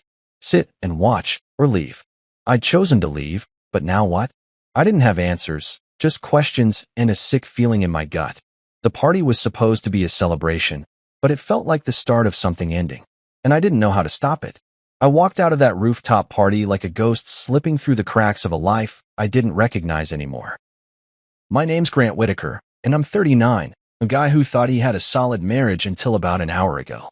The jazz band's notes faded behind me as I pushed through the glass doors, the laughter of Celeste's coworkers ringing in my ears like some cruel soundtrack. My wife of 11 years, had just told me to sit and watch her leave, all because I dared to question why she was dancing with her boss, Jasper Klein, like I wasn't even there. I chose to leave, not because I wanted to, but because staying felt like agreeing to be invisible. The elevator dinged, and I stepped in alone, the mirrored walls showing me a man in a suit that suddenly felt too tight, too wrong for the moment. I didn't say goodbye to anyone, didn't wave or make excuses. I just vanished. Outside, the Seattle night hit me with a damp chill, the kind that seeps into your bones. The streets were alive, cars honking, groups of people stumbling out of bars, their voices loud and carefree. I started walking, my polished shoes clicking against the wet pavement, no real direction in mind. My chest was tight, my head spinning with what I'd just seen. Celeste's hand on Jasper's shoulder, his arm around her waist, the way she laughed like she used to laugh with me. I'd stood there with my beer, waiting for her to notice me, to remember I was her husband, not some stranger at the bar. She didn't. And then those words, "You have two options, sit and watch or leave." They kept playing in my head, over and over, like a song I couldn't turn off. I'd left, but it didn't feel like a victory. It felt like I'd lost something I couldn't name. I ended up at the waterfront, the dock stretching out quiet and dark under the city lights. The water lapped against the pilings, a steady rhythm that calmed me a little. I found a bench, sat down, and stared out at the black waves. My suit jacket was wrinkled now, my tie loose, but I didn't care. I was alone, and for the first time that night, it felt right. I thought about calling her, texting her, something, anything to make her explain. But what would I say? Why'd you pick him over me? Why'd you make me feel like nothing? I pulled my phone out, stared at her name in my contacts, and then shoved it back in my pocket. She hadn't cared enough to stop me from walking out. Why should I be the one to reach out? The wind picked up, tugging at my hair, and I let it. I let the cold sink in, let the silence wrap around me. I didn't want to feel warm or safe right now. I wanted to feel this. 2 hours passed. I checked my watch at some point, saw it was past midnight. My phone buzzed once, then twice. It was her. "Where are you?" The first text said. "Grant, answer me." The second one read. "No, I'm sorry. No, I messed up. Just demands." I didn't reply. What was there to say? She told me to leave, and I had. I wasn't ready to hear her voice, to let her spin this into something small when it felt so big. I stood up, my legs stiff from sitting too long, and started walking again. Home wasn't an option, not tonight. I couldn't face our bed, her perfume on the pillows, the photos of us smiling on the walls. I needed somewhere else, somewhere I could breathe. So I called Owen. He's my oldest friend, the guy who's seen me at my worst and never judged. His voice was groggy when he answered. "Grant? You okay?" he said. "Can I crash at your place?" I asked, my throat tight. "Yeah, man, come over," he said. No hesitation. "That's Owen, steady when I'm falling apart." The cab ride to his apartment was a blur, the city lights streaking past like they were running from me. I paid the driver, climbed the stairs to Owen's place, and knocked. He opened the door in a faded t-shirt, his hair a mess, holding 2 beers. He handed me one without a word, stepped aside, and let me in. His place was small, cluttered with old furniture and stacks of books, but it felt safe. I dropped onto his couch, the springs creaking under me, and took a long sip of the beer. It was cold, bitter, exactly what I needed. Owen sat across from me in an armchair, watching me with those quiet eyes of his. "You want to talk?" he asked after a minute. I shook my head. "Not yet," I said. He nodded, didn't push. "That's why I came here, he gets it. He doesn't fill the silence with noise." I leaned back, staring at the ceiling, the beer bottle sweating in my hand. My mind wouldn't stop. I kept seeing Celeste with Jasper, the way she looked at him, the way she dismissed me. 11 years, and she'd never talked to me like that before. Sure, we'd fought about money, about my long hours at the warehouse, about her late nights at the office, but it was always us against the problem. Tonight felt like her against me. I wondered if this was new, or if I'd just been too blind to see it coming. She'd been different lately, distant, sharper, always talking about work, about Jasper's big ideas. I told myself it was stress, ambition, but maybe it was more. Maybe I'd been a fool to think we were still a team. Owen's snores started up from his room, a low rumble that made me smile despite everything. I finished the beer, set the bottle on the coffee table, and stretched out on the couch. It smelled like dust and old leather, but it was better than our bed tonight. I closed my eyes, but sleep didn't come. Instead, I saw her again, dancing, laughing, telling me to leave. I wondered if she'd even noticed how long I'd been gone before she texted. 2 hours. 2 hours of me wandering, breaking, and she'd been what? Still at the party? Still with him? My phone buzzed again. Another text. "Grant, please." I didn't look at it long, just turned the screen off. I didn't owe her an answer, not after that. The night stretched on, the city humming outside Owen's window. I thought about tomorrow, about what I'd do when the sun came up. Go home? Face her? Or stay gone a little longer? I didn't know. All I knew was that I'd walked out of that party, out of her world, and I wasn't sure I could walk back in. Not yet. Maybe not ever. She'd given me 2 options, but I was starting to think there was a third, figuring out who I was without her shadow over me. I pulled a blanket over my shoulders, the weight of it grounding me, and let the darkness settle. For now, this was enough. For now, I was here. I woke up on Owen's couch with a crick in my neck and the taste of last night's beer still in my mouth. My name's Grant Whitaker, 39 years old, and I'd spent the night away from home after my wife, Celeste, turned a company party into a gut punch. The morning light snuck through Owen's blinds, hitting me in the face, and I groaned as I sat up. My phone was on the coffee table, screen dark, but I knew she'd texted again. I didn't check, not yet. I could still hear her voice from last night, sharp and cold. "You have 2 options, sit and watch, or leave." I'd left, walked out of that rooftop venue in Seattle like a ghost, and now here I was, crashed at my best friend's place, trying to figure out what came next. Owen shuffled out of his room, scratching his head, and muttered, "Coffee." I nodded, grateful he didn't ask how I was. I wasn't ready to answer that. The smell of brewing coffee filled his small apartment, and I stood up, stretching out the stiffness. My suit jacket was crumpled on the armrest, my tie a mess beside it. I looked like I'd been through a fight, and maybe I had, just not the kind with fists. Owen handed me a mug, black and steaming, and I took it, letting the warmth seep into my hands. "You going home today?" he asked, leaning against the counter. I stared into the coffee, watching the surface ripple. "Yeah," I said finally. She called. "I need to hear what she's got to say." He raised an eyebrow but didn't push. "You sure?" he said. I wasn't, but I nodded anyway. I couldn't hide here forever. I had to face her, even if it tore me up all over again. The drive home was quiet, just the hum of my truck and the occasional honk from the city traffic. My phone buzzed a few times, Celeste again. "Grant, please come home," one said. "I'm sorry I freaked out," another. No mention of Jasper, no real apology for what she'd said. I gripped the steering wheel tighter, my knuckles white. I didn't know what I'd find when I walked through our door. Tears, excuses, or more of that cold edge she'd shown last night. I pulled into our driveway, the house looking the same as always. Red brick, neat lawn, the place we'd bought together 8 years ago.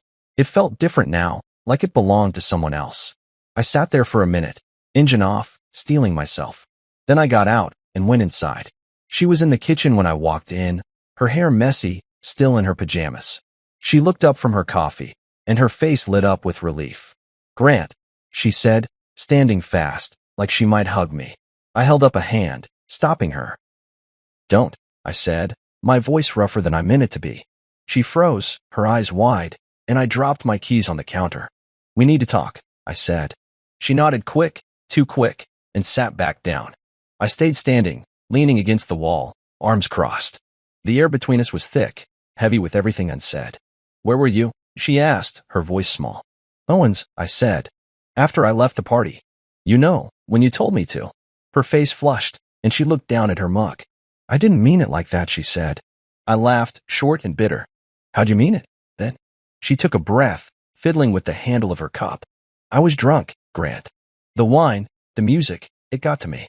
I didn't think you'd take it so hard." I stared at her, waiting for more, but that was it. "That's your excuse?" I said. "You were dancing with Jasper like I wasn't even there. You humiliated me in front of everyone, and all you've got is, I was drunk." Her head snapped up, and I saw a flash of that sharpness from last night. "It was just a dance," she said. "You're making it bigger than it is. You embarrassed me by storming out like that." I couldn't believe it. She was turning this on me. "I embarrassed you?" I said, stepping closer. "You told me to sit and watch her leave. Like I'm some dog you can order around. What was I supposed to do, Celeste?" She stood up now, her chair scraping the floor. "I didn't mean it that way. You're twisting it. Jasper's my boss, Grant. It's a company thing. You don't get how it works." I clenched my fists, trying to keep my voice steady. "I get that he had his hands all over you, and you didn't care how it looked, how it made me feel." She rolled her eyes, rolled her damn eyes, and that set me off. "Don't do that," I snapped. "Don't act like I'm crazy for caring. Why'd you say it, huh? Why'd you tell me to leave?" She crossed her arms, mirroring me, and for a second, we just glared at each other. "I was mad," she said finally. "You came over all jealous, interrupting us. I just wanted you to back off." "Back off?" I echoed. "I'm your husband, Celeste. Not some guy crashing your night. You picked him over me right there, and you don't even see it." She opened her mouth, then closed it, like she didn't know what to say. "It wasn't about picking anyone," she said, quieter now. "It was a stupid moment. I'm sorry, okay? I didn't want you to leave." I searched her face, looking for something real, something I could hold on to. But all I saw was her trying to smooth this over, like I was a problem she could fix with a few words. "You didn't stop me," I said. 2 hours, Celeste. I was gone 2 hours before you even texted. What were you doing?" Her silence said too much. She looked away, biting her lip, and I knew she'd stayed at that party, probably still laughing with Jasper while I was breaking apart by the water. "I thought you'd come back," she mumbled.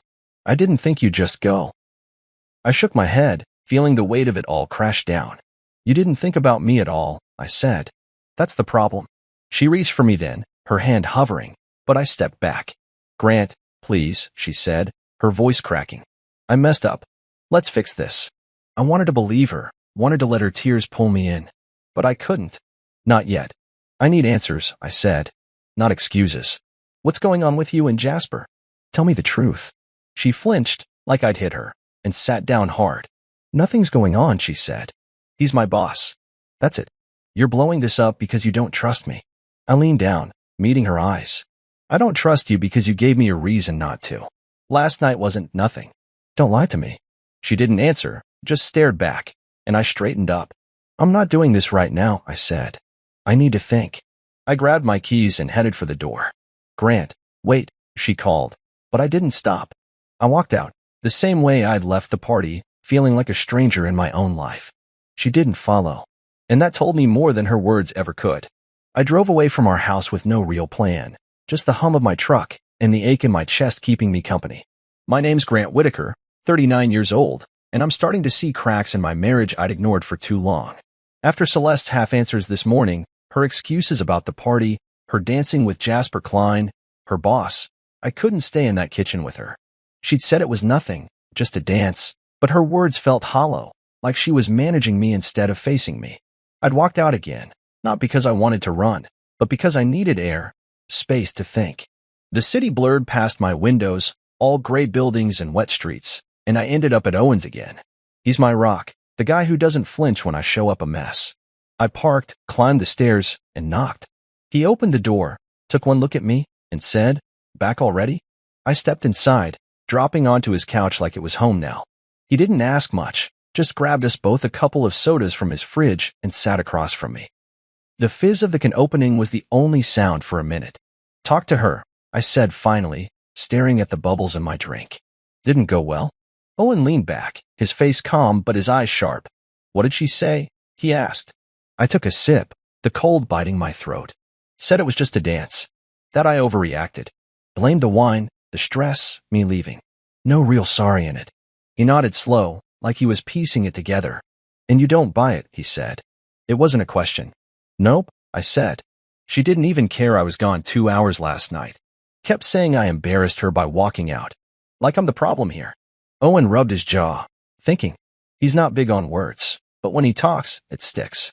"You ever hear anything about this Jasper guy?" he asked. I shrugged. "Just what she's told me. Big shot CEO, runs her company, always got some grand plan she's raving about." "Why?" He set his soda down, leaning forward. "Heard his name before," he said. "Not from you. From a buddy of mine, works at a firm downtown. Said Jasper's got a reputation." My stomach tightened. "What kind?" I asked, though I wasn't sure I wanted the answer. Owen's eyes met mine, steady. Likes to get close to the women he works with. Real close. People talk, say he's smooth, knows how to play it off as business. But it's a pattern. I sat there, letting that sink in. A pattern. I thought about Celeste, how she'd light up talking about him, his ideas, his charm, how he gets her work. I'd always chalked it up to her loving her job, being proud of what she did. But now, with Owen's words hanging in the air, it felt different. "She's always defended him," I said, more to myself than him. Anytime I'd ask about late nights, meetings running over, she'd say he's just intense about the company. That I wouldn't get it. Owen didn't say anything, just watched me connect the dots. I ran a hand through my hair, feeling the weight of it.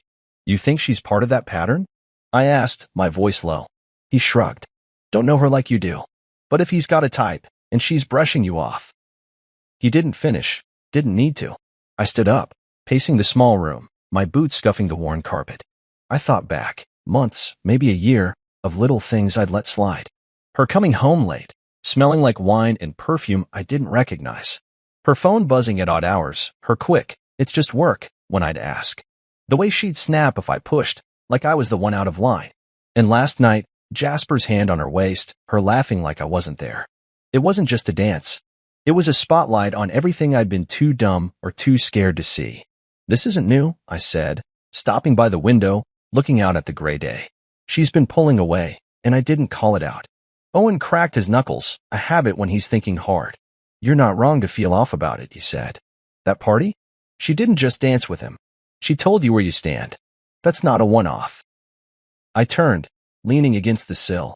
"She said I don't trust her," I said. Maybe I didn't. But now I'm wondering if I should have stopped trusting her a while ago. He nodded, sipping his soda. "Trust a two-way thing. She's got to give you a reason to keep it." I laughed, dry and tired.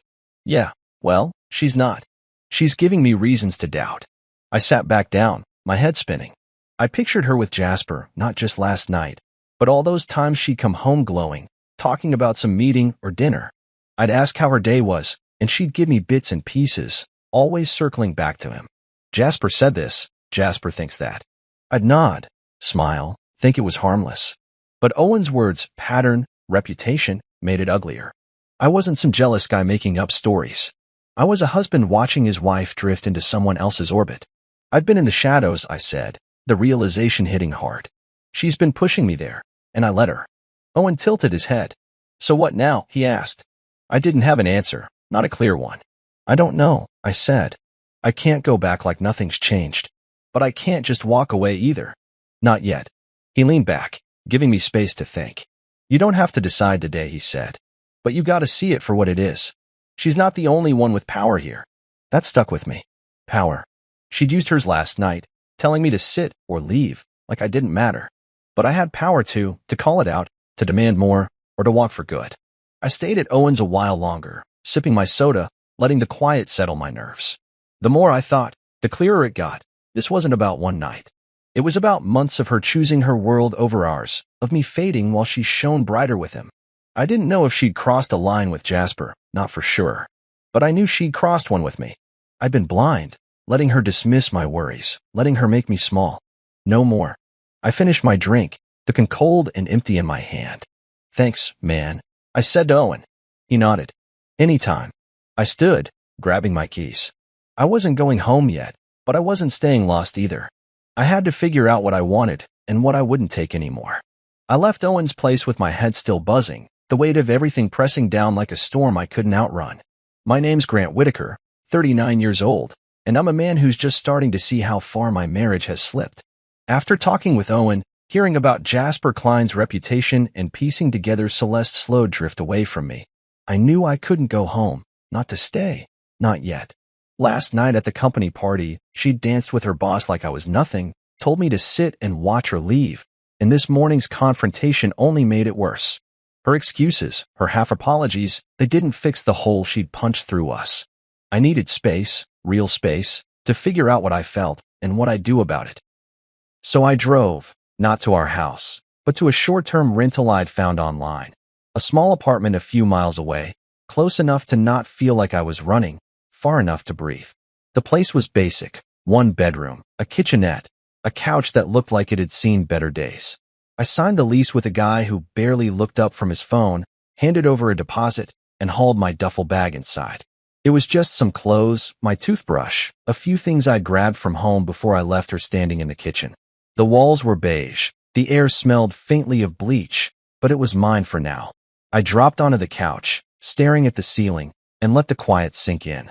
My phone buzzed, Celeste again. Grant, let's talk, the text said. Then another. Come home, please. I didn't answer. She'd said plenty this morning, and none of it changed what I'd seen, what I'd felt. Her dancing with Jasper, her hand lingering on him, her laughing like I wasn't there. It played on a loop in my head, and I couldn't shake it. I unpacked my bag, hanging shirts in the tiny closet, trying to keep my hands busy so my mind wouldn't spiral. But it did anyway. 11 years with her, 11 years of mornings together, of fights and making up, of building a life I thought was solid. Now I was here, alone in a rented room, because she'd made me feel like I didn't belong in hers. I thought about calling Owen, but he'd already done enough, letting me crash, listening to me vent.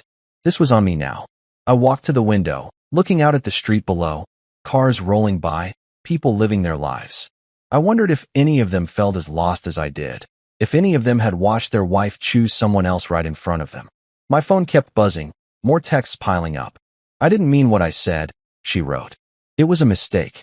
Then, Jasper's just my boss, Grant. Nothing more. I read them, one by one, feeling the anger bubble up again. She didn't deny the dance, didn't deny the words she'd thrown at me, just kept saying it meant nothing.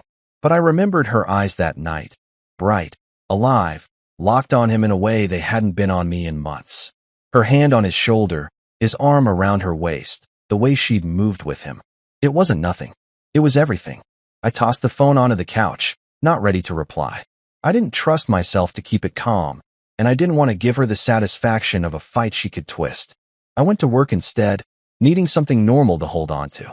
I manage a warehouse downtown, nothing fancy, but it's steady, forklifts humming, boxes moving, guys who don't ask too many questions.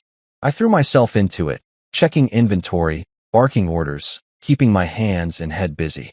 The crew noticed I was off.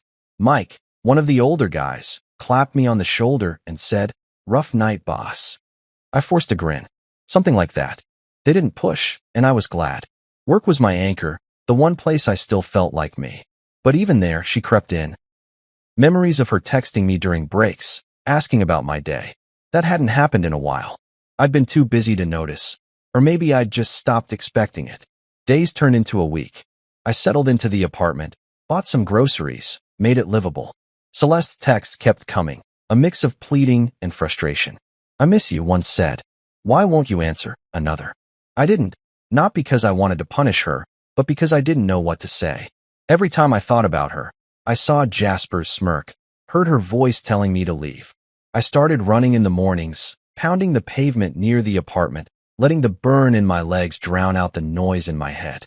I'd pass couples walking dogs, laughing, and it had hit me. Celeste and I used to be like that, before her job, before him. I wondered when we'd stopped. One night, I sat on the couch with a beer, staring at a crack in the wall. I thought about her claim. Jasper's just her boss, nothing more. Maybe she believed it. Maybe she didn't see how she'd changed, how she'd leaned into his world and left me behind. But I saw it. Owen's words about Jasper's reputation stuck with me. Smooth, close to the women he worked with, a pattern. I didn't know if she'd crossed that line, if it was more than dancing, more than attention. I didn't have proof, just a gut feeling that wouldn't quit. And that was enough to keep me here, away from her, rebuilding the walls she'd torn down. I started sleeping better, the strange bed feeling less strange.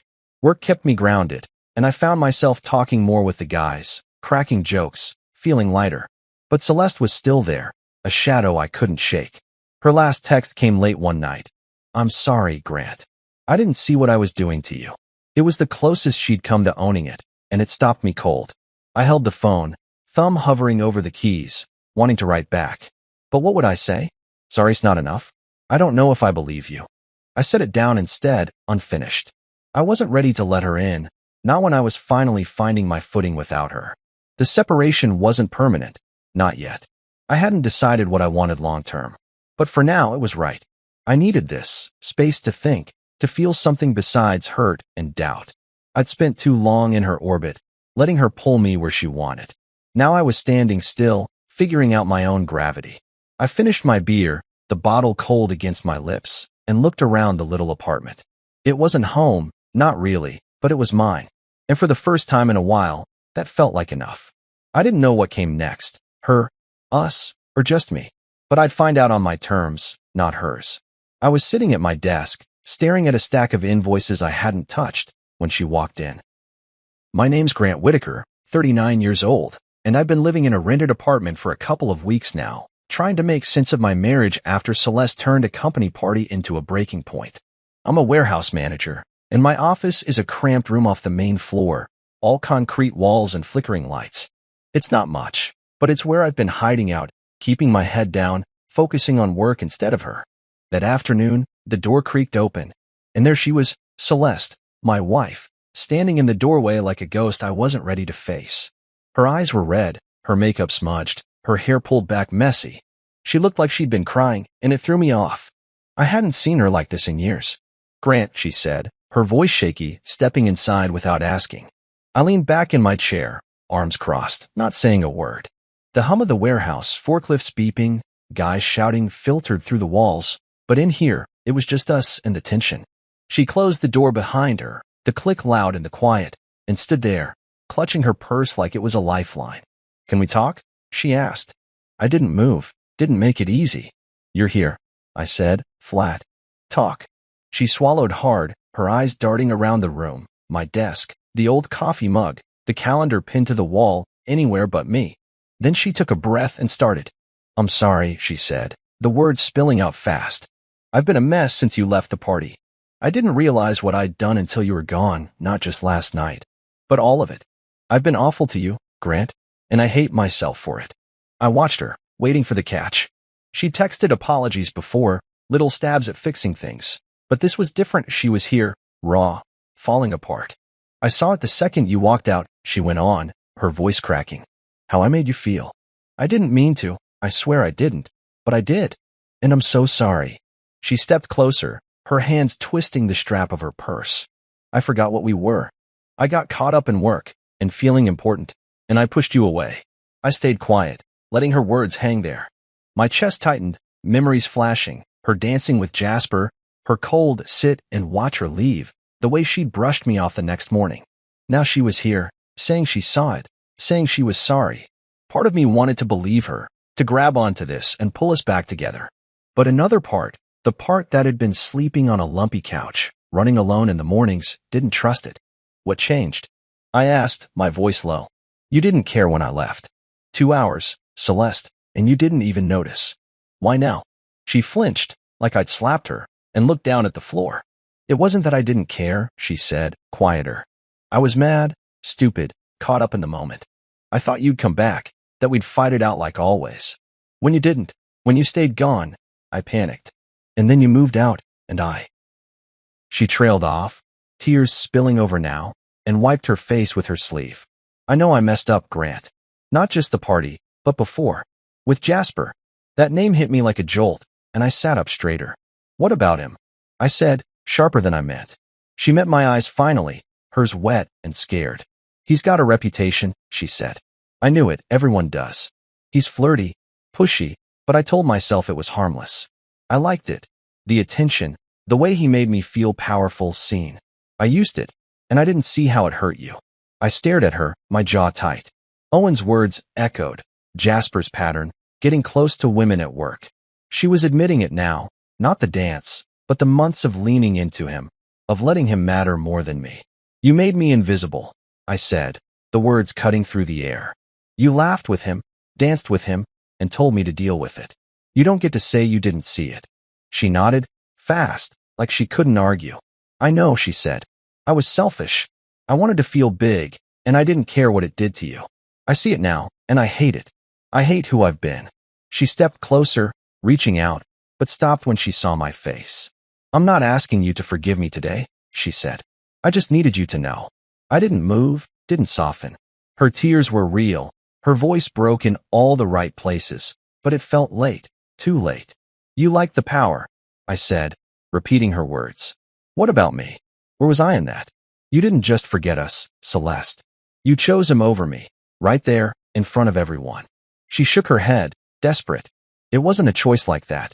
It was stupid, thoughtless. I wasn't thinking about you, and I should have been. I know I should have. I leaned forward, elbows on my knees, looking up at her. You told me to leave, I said. You stood there with him and said it. What was I supposed to do? She didn't answer, just cried harder, her shoulders shaking. The room felt smaller, the air thick with her regret and my anger. I wanted to yell, to shake her, to make her feel what I'd felt that night, standing there, watching her with him, fading into nothing. But I didn't. I sat back, hands clasped, and let her stand there, exposed. I've been trying to figure out who I am without you, I said, slow. Because you made me feel like I didn't matter. And now you're sorry. She nodded, wiping her face again. I am, she said. I don't expect you to believe me yet. But I'll show you, Grant. I'll do whatever it takes. I didn't respond, just watched her, the woman I'd loved for 11 years, breaking down in my dingy office. She stayed a few minutes more, rambling about how she'd changed, how she'd cut Jasper out of her life, how she'd missed me. I listened, but I didn't give her anything back, not a nod, not a word.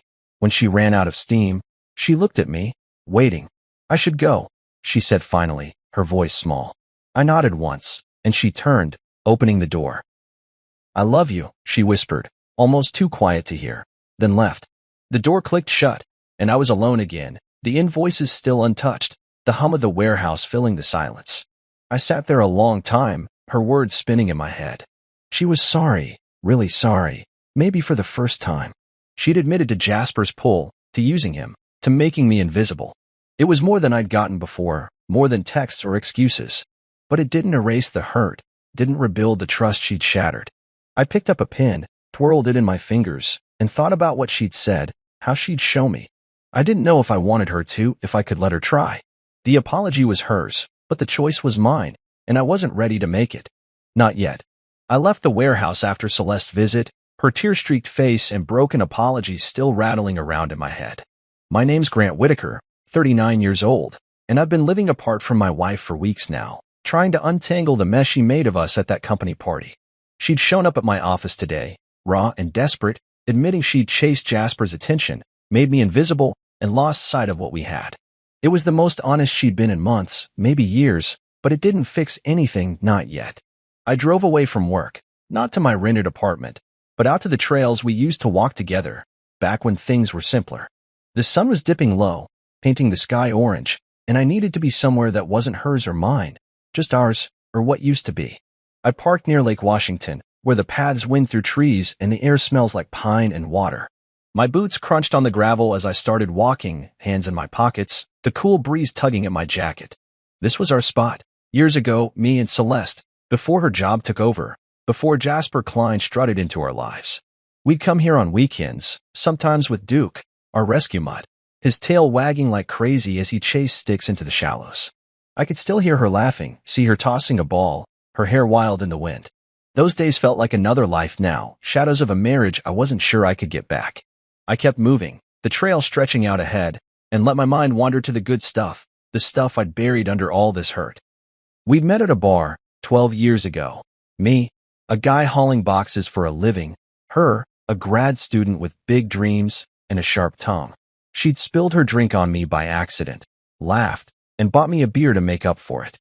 That was Celeste, bold, quick, pulling me in before I knew what hit me. We'd married a year later, small ceremony, just family and Owen, promising to stick it out no matter what. And we had, for a while.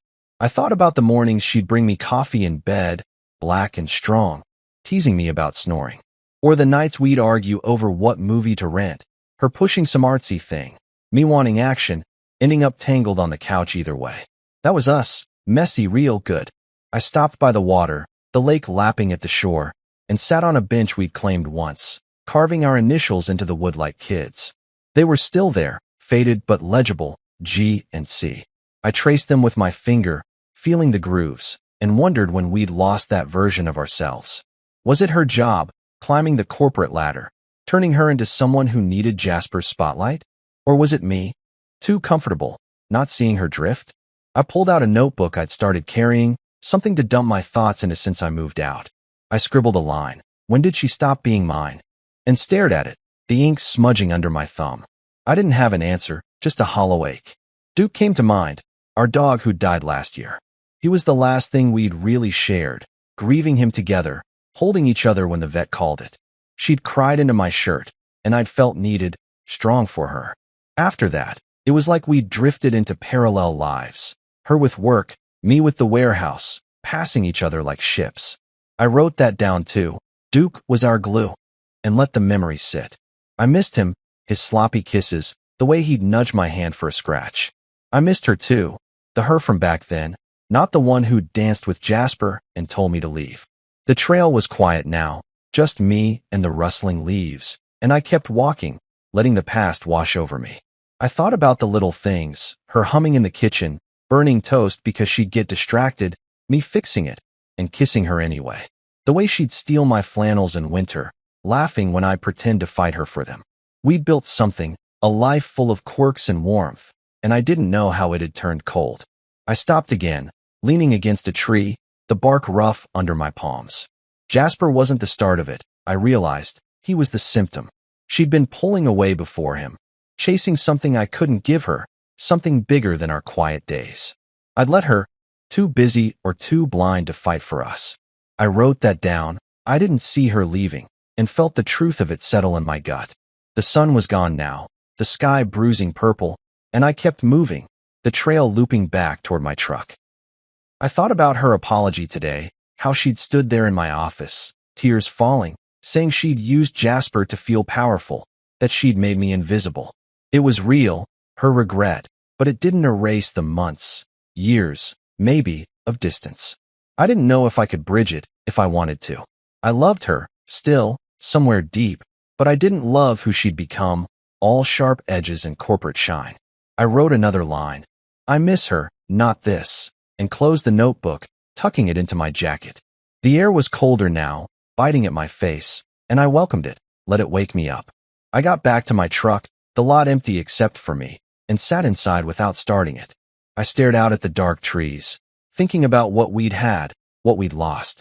Duke's death was a marker, I decided. The last time we'd been us, really us. After that, she'd thrown herself into work, into Jasper's world, and I'd let the warehouse swallow me.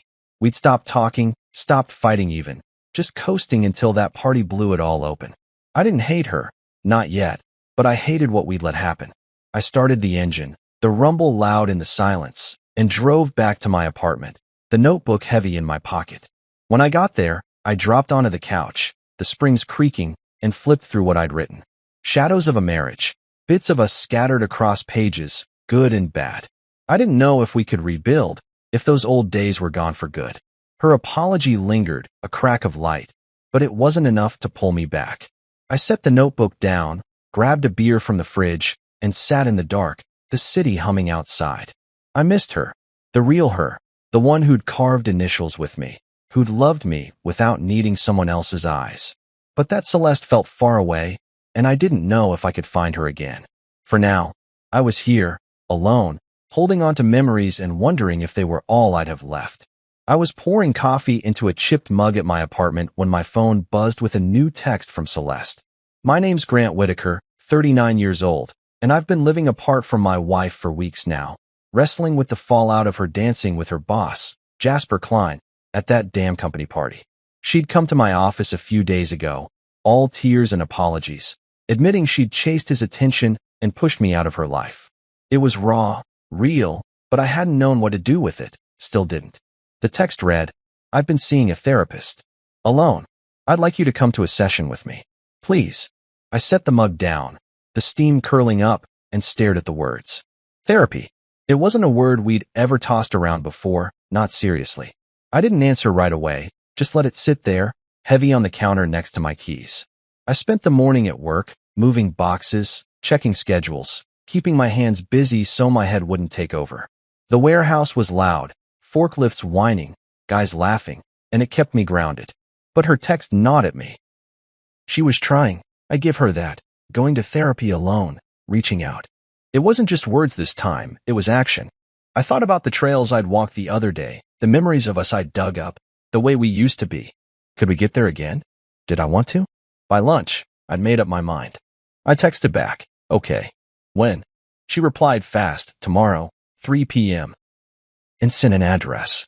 I nodded to myself, like I'd signed a contract, and went back to work, the decision settling like a stone in my gut. The next day, I drove to the therapist's office, a plain building downtown with too many windows. I parked, checked my watch 2:50, and sat there, gripping the steering wheel. I didn't know what I'd say, what I'd hear. Celeste's truck was already there, and I pictured her inside, waiting, maybe as nervous as me. I got out, locked the door, and walked in, my boots loud on the tile. The receptionist pointed me to a room down the hall, and I knocked once before stepping inside. Celeste was on a couch, legs crossed, looking smaller than usual. A woman, mid-50s, glasses, kind eyes, sat in an armchair, notepad in her lap. Grant, she said, standing. I'm Dr. Ellis.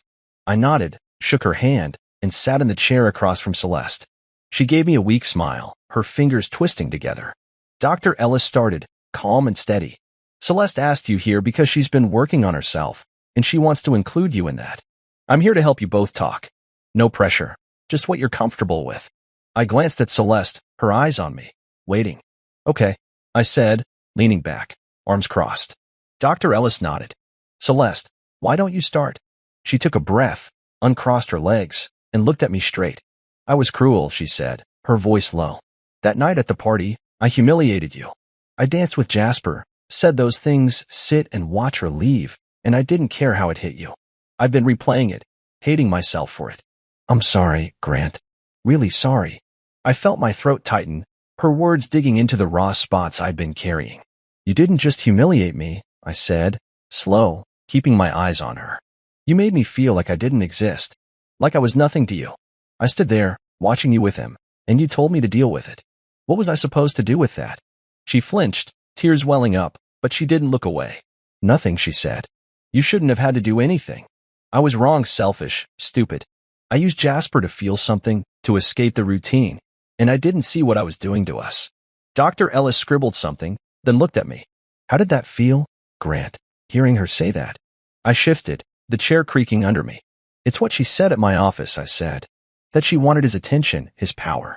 It's honest, I guess. But it doesn't change how it felt, standing there, fading while she laughed with him. I've been trying to figure out if I can trust her again. Celeste wiped her eyes, quick, like she didn't want me to see. I don't blame you, she said. I broke that trust. I've been working here, with Dr. Ellis, to understand why I did it, why I needed that escape. It wasn't about you, Grant. It was me, feeling stuck, chasing something dumb. Dr. Ellis leaned in. Can you tell him more about that, Celeste? She nodded, swallowing hard. I got bored, she said. Not of you of us, the everyday stuff. Work was exciting, Jasper was exciting, and I let it pull me away. I didn't cheat, not like that, but I let him matter too much. I see it now, and I hate it. I stared at her, the words sinking in. Bored. It stung, but it fit, her late nights, her glow when she talked about him. You could have told me, I said, my voice rough. Instead of running to him, we could have fixed it. She nodded, tears spilling now. I know. I was a coward. I didn't want to face it. The room got quiet, just her soft crying and the tick of a clock somewhere. Dr. Ellis broke it. Grant, what do you need from her now? I looked at Celeste, her face open, waiting. I need to know I'm not invisible, I said. That if we do this, you choose me, not him, not work, me. I can't be the guy you settle for. She reached out, then stopped, her hand hovering. You're not, she said. You never were. I lost sight of that, but I see you now. I'll prove it, if you let me. I didn't take her hand, didn't move, just let her words settle. Dr. Ellis watched us, then said, this is a start. Maybe space, but not silence, could help. Thoughts? I nodded, slow. Yeah, space, but talking. I'm not ready to come home, but I'm here.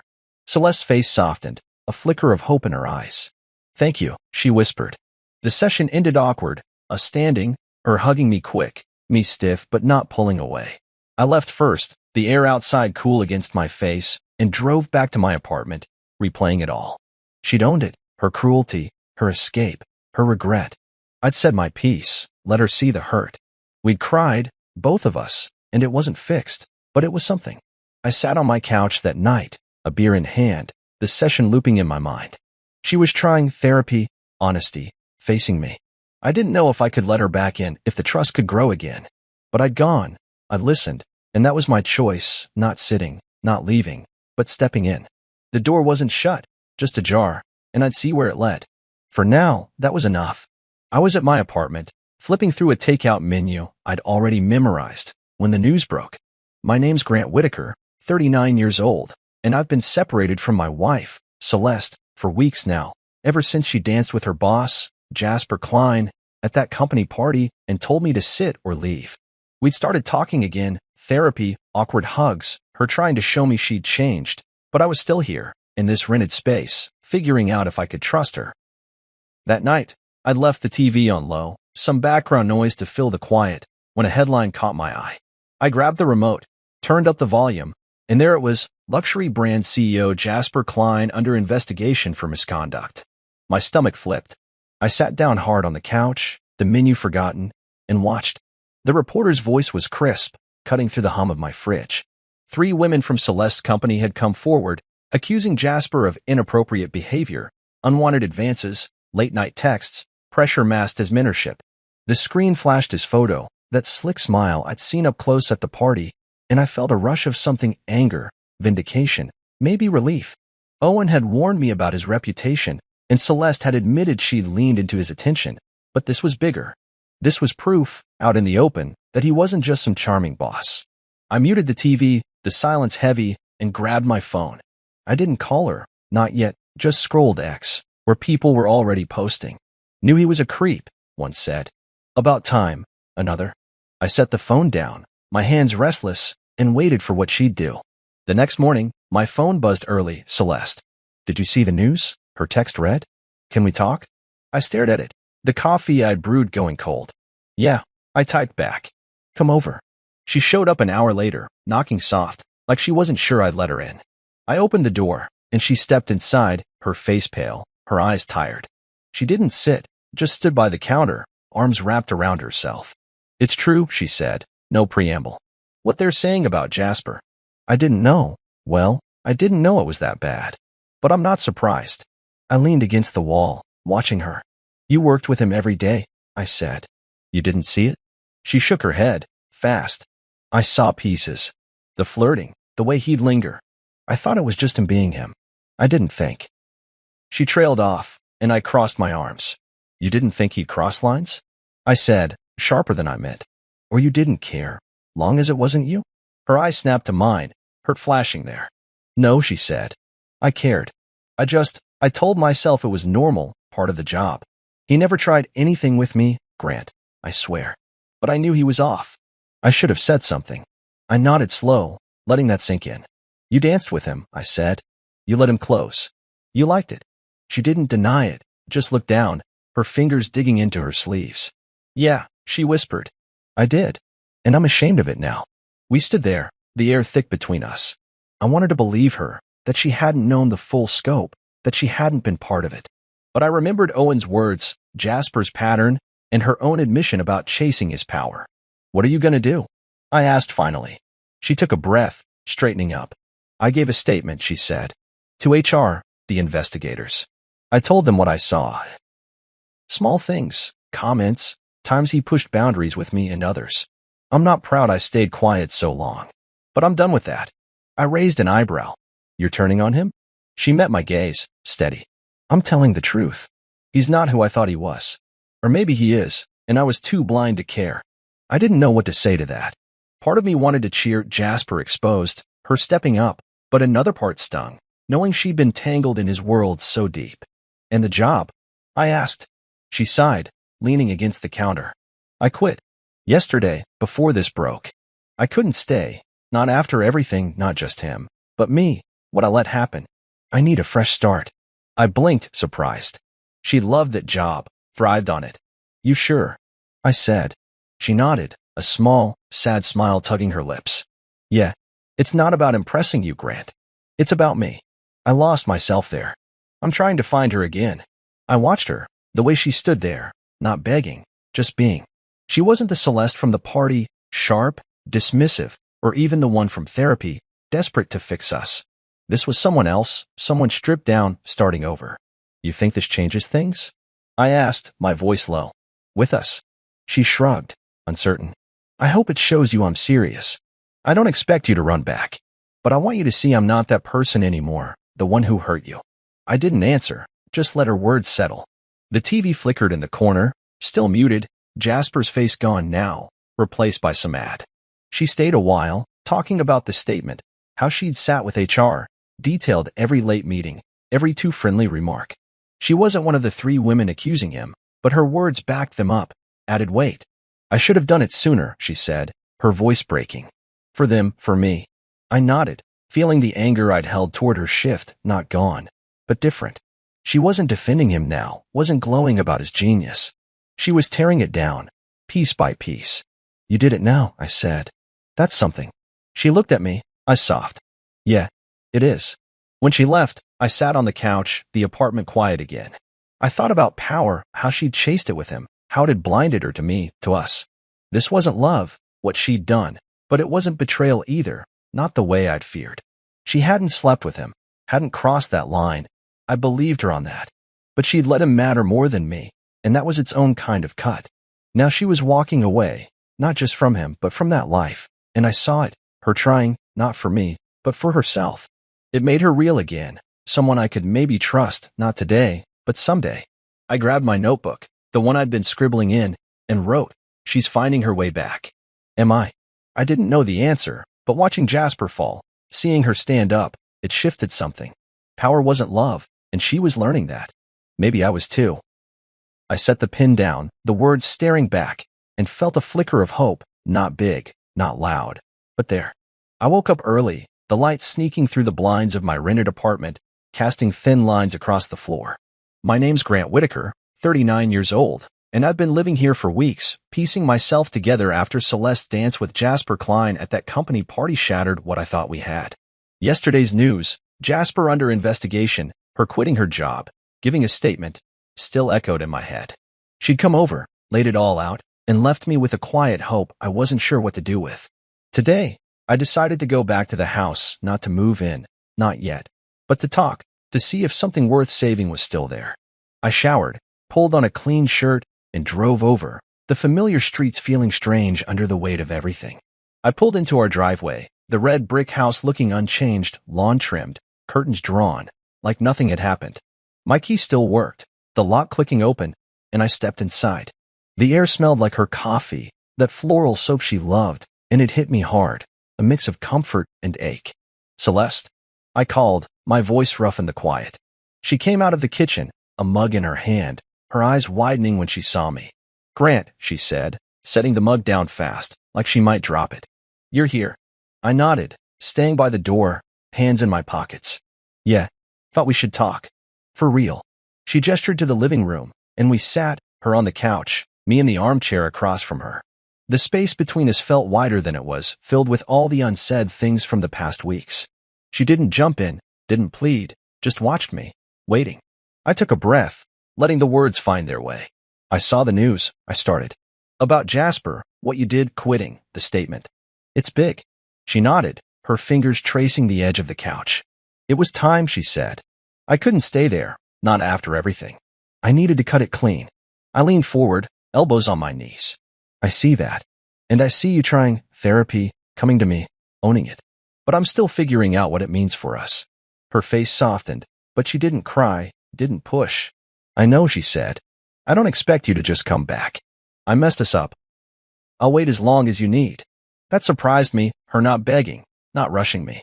It was new, this patience, and it made me keep going. That night, I said, when you told me to sit or leave, it wasn't just about Jasper. It was you telling me I didn't matter. I've been living with that, trying to figure out if I can be here again, with you, without feeling like that. She looked down, her hands stilling. I hate that I made you feel that, she said. It's the worst thing I've done. I didn't see it then, but I do now. I nodded, the memory still sharp, her with him, her voice cutting through the music, my feet carrying me out. I didn't just leave that night, I said. I left us, in my head, because I didn't know how to stay. But I've been thinking there was a third option. Not sitting, not leaving, but speaking. Telling you I needed to be chosen, respected. I didn't do that. I walked instead. She met my eyes, steady. You're doing it now, she said. And I'm listening. I want to choose you, Grant, if you'll let me. I sat back, letting that land. It wasn't a fix, but it was a start, her hearing me, not fighting back. We talked more about the past, the slow drift before Jasper, the way we let silence grow. She admitted she'd stopped talking to me, scared of rocking the boat, and I on my part, shutting down, not pushing when I should have. We stopped being a team, I said. Duke dying, your job, my work, we let it pull us apart. She nodded, a small smile tugging her lips. He was our glue, wasn't he? I smiled back, faint. Yeah. After him, we didn't know how to stick. It wasn't all tears, some of it was light, remembering dumb fights over dishes, her stealing my socks. But it led us here, to this room, this moment. I'm not moving back, I said finally, firm but calm. Not today. But I'm not done either. Counseling, boundaries, honesty, I'll try that. See where it goes. Her eyes lit up, soft, not pushy. Okay, she said. I'll do it too. Whatever it takes. I stood, and she did too, stepping closer but not too close. It's not a fairy tale, I said. It's messy, and I don't know if we'll make it. But it's honest. She nodded, tears brimming but not falling. Honest is enough for now. And if we dance, it's our music, no one else's. I chuckled. Low? Deal. We didn't hug, didn't rush it, just stood there, letting it settle.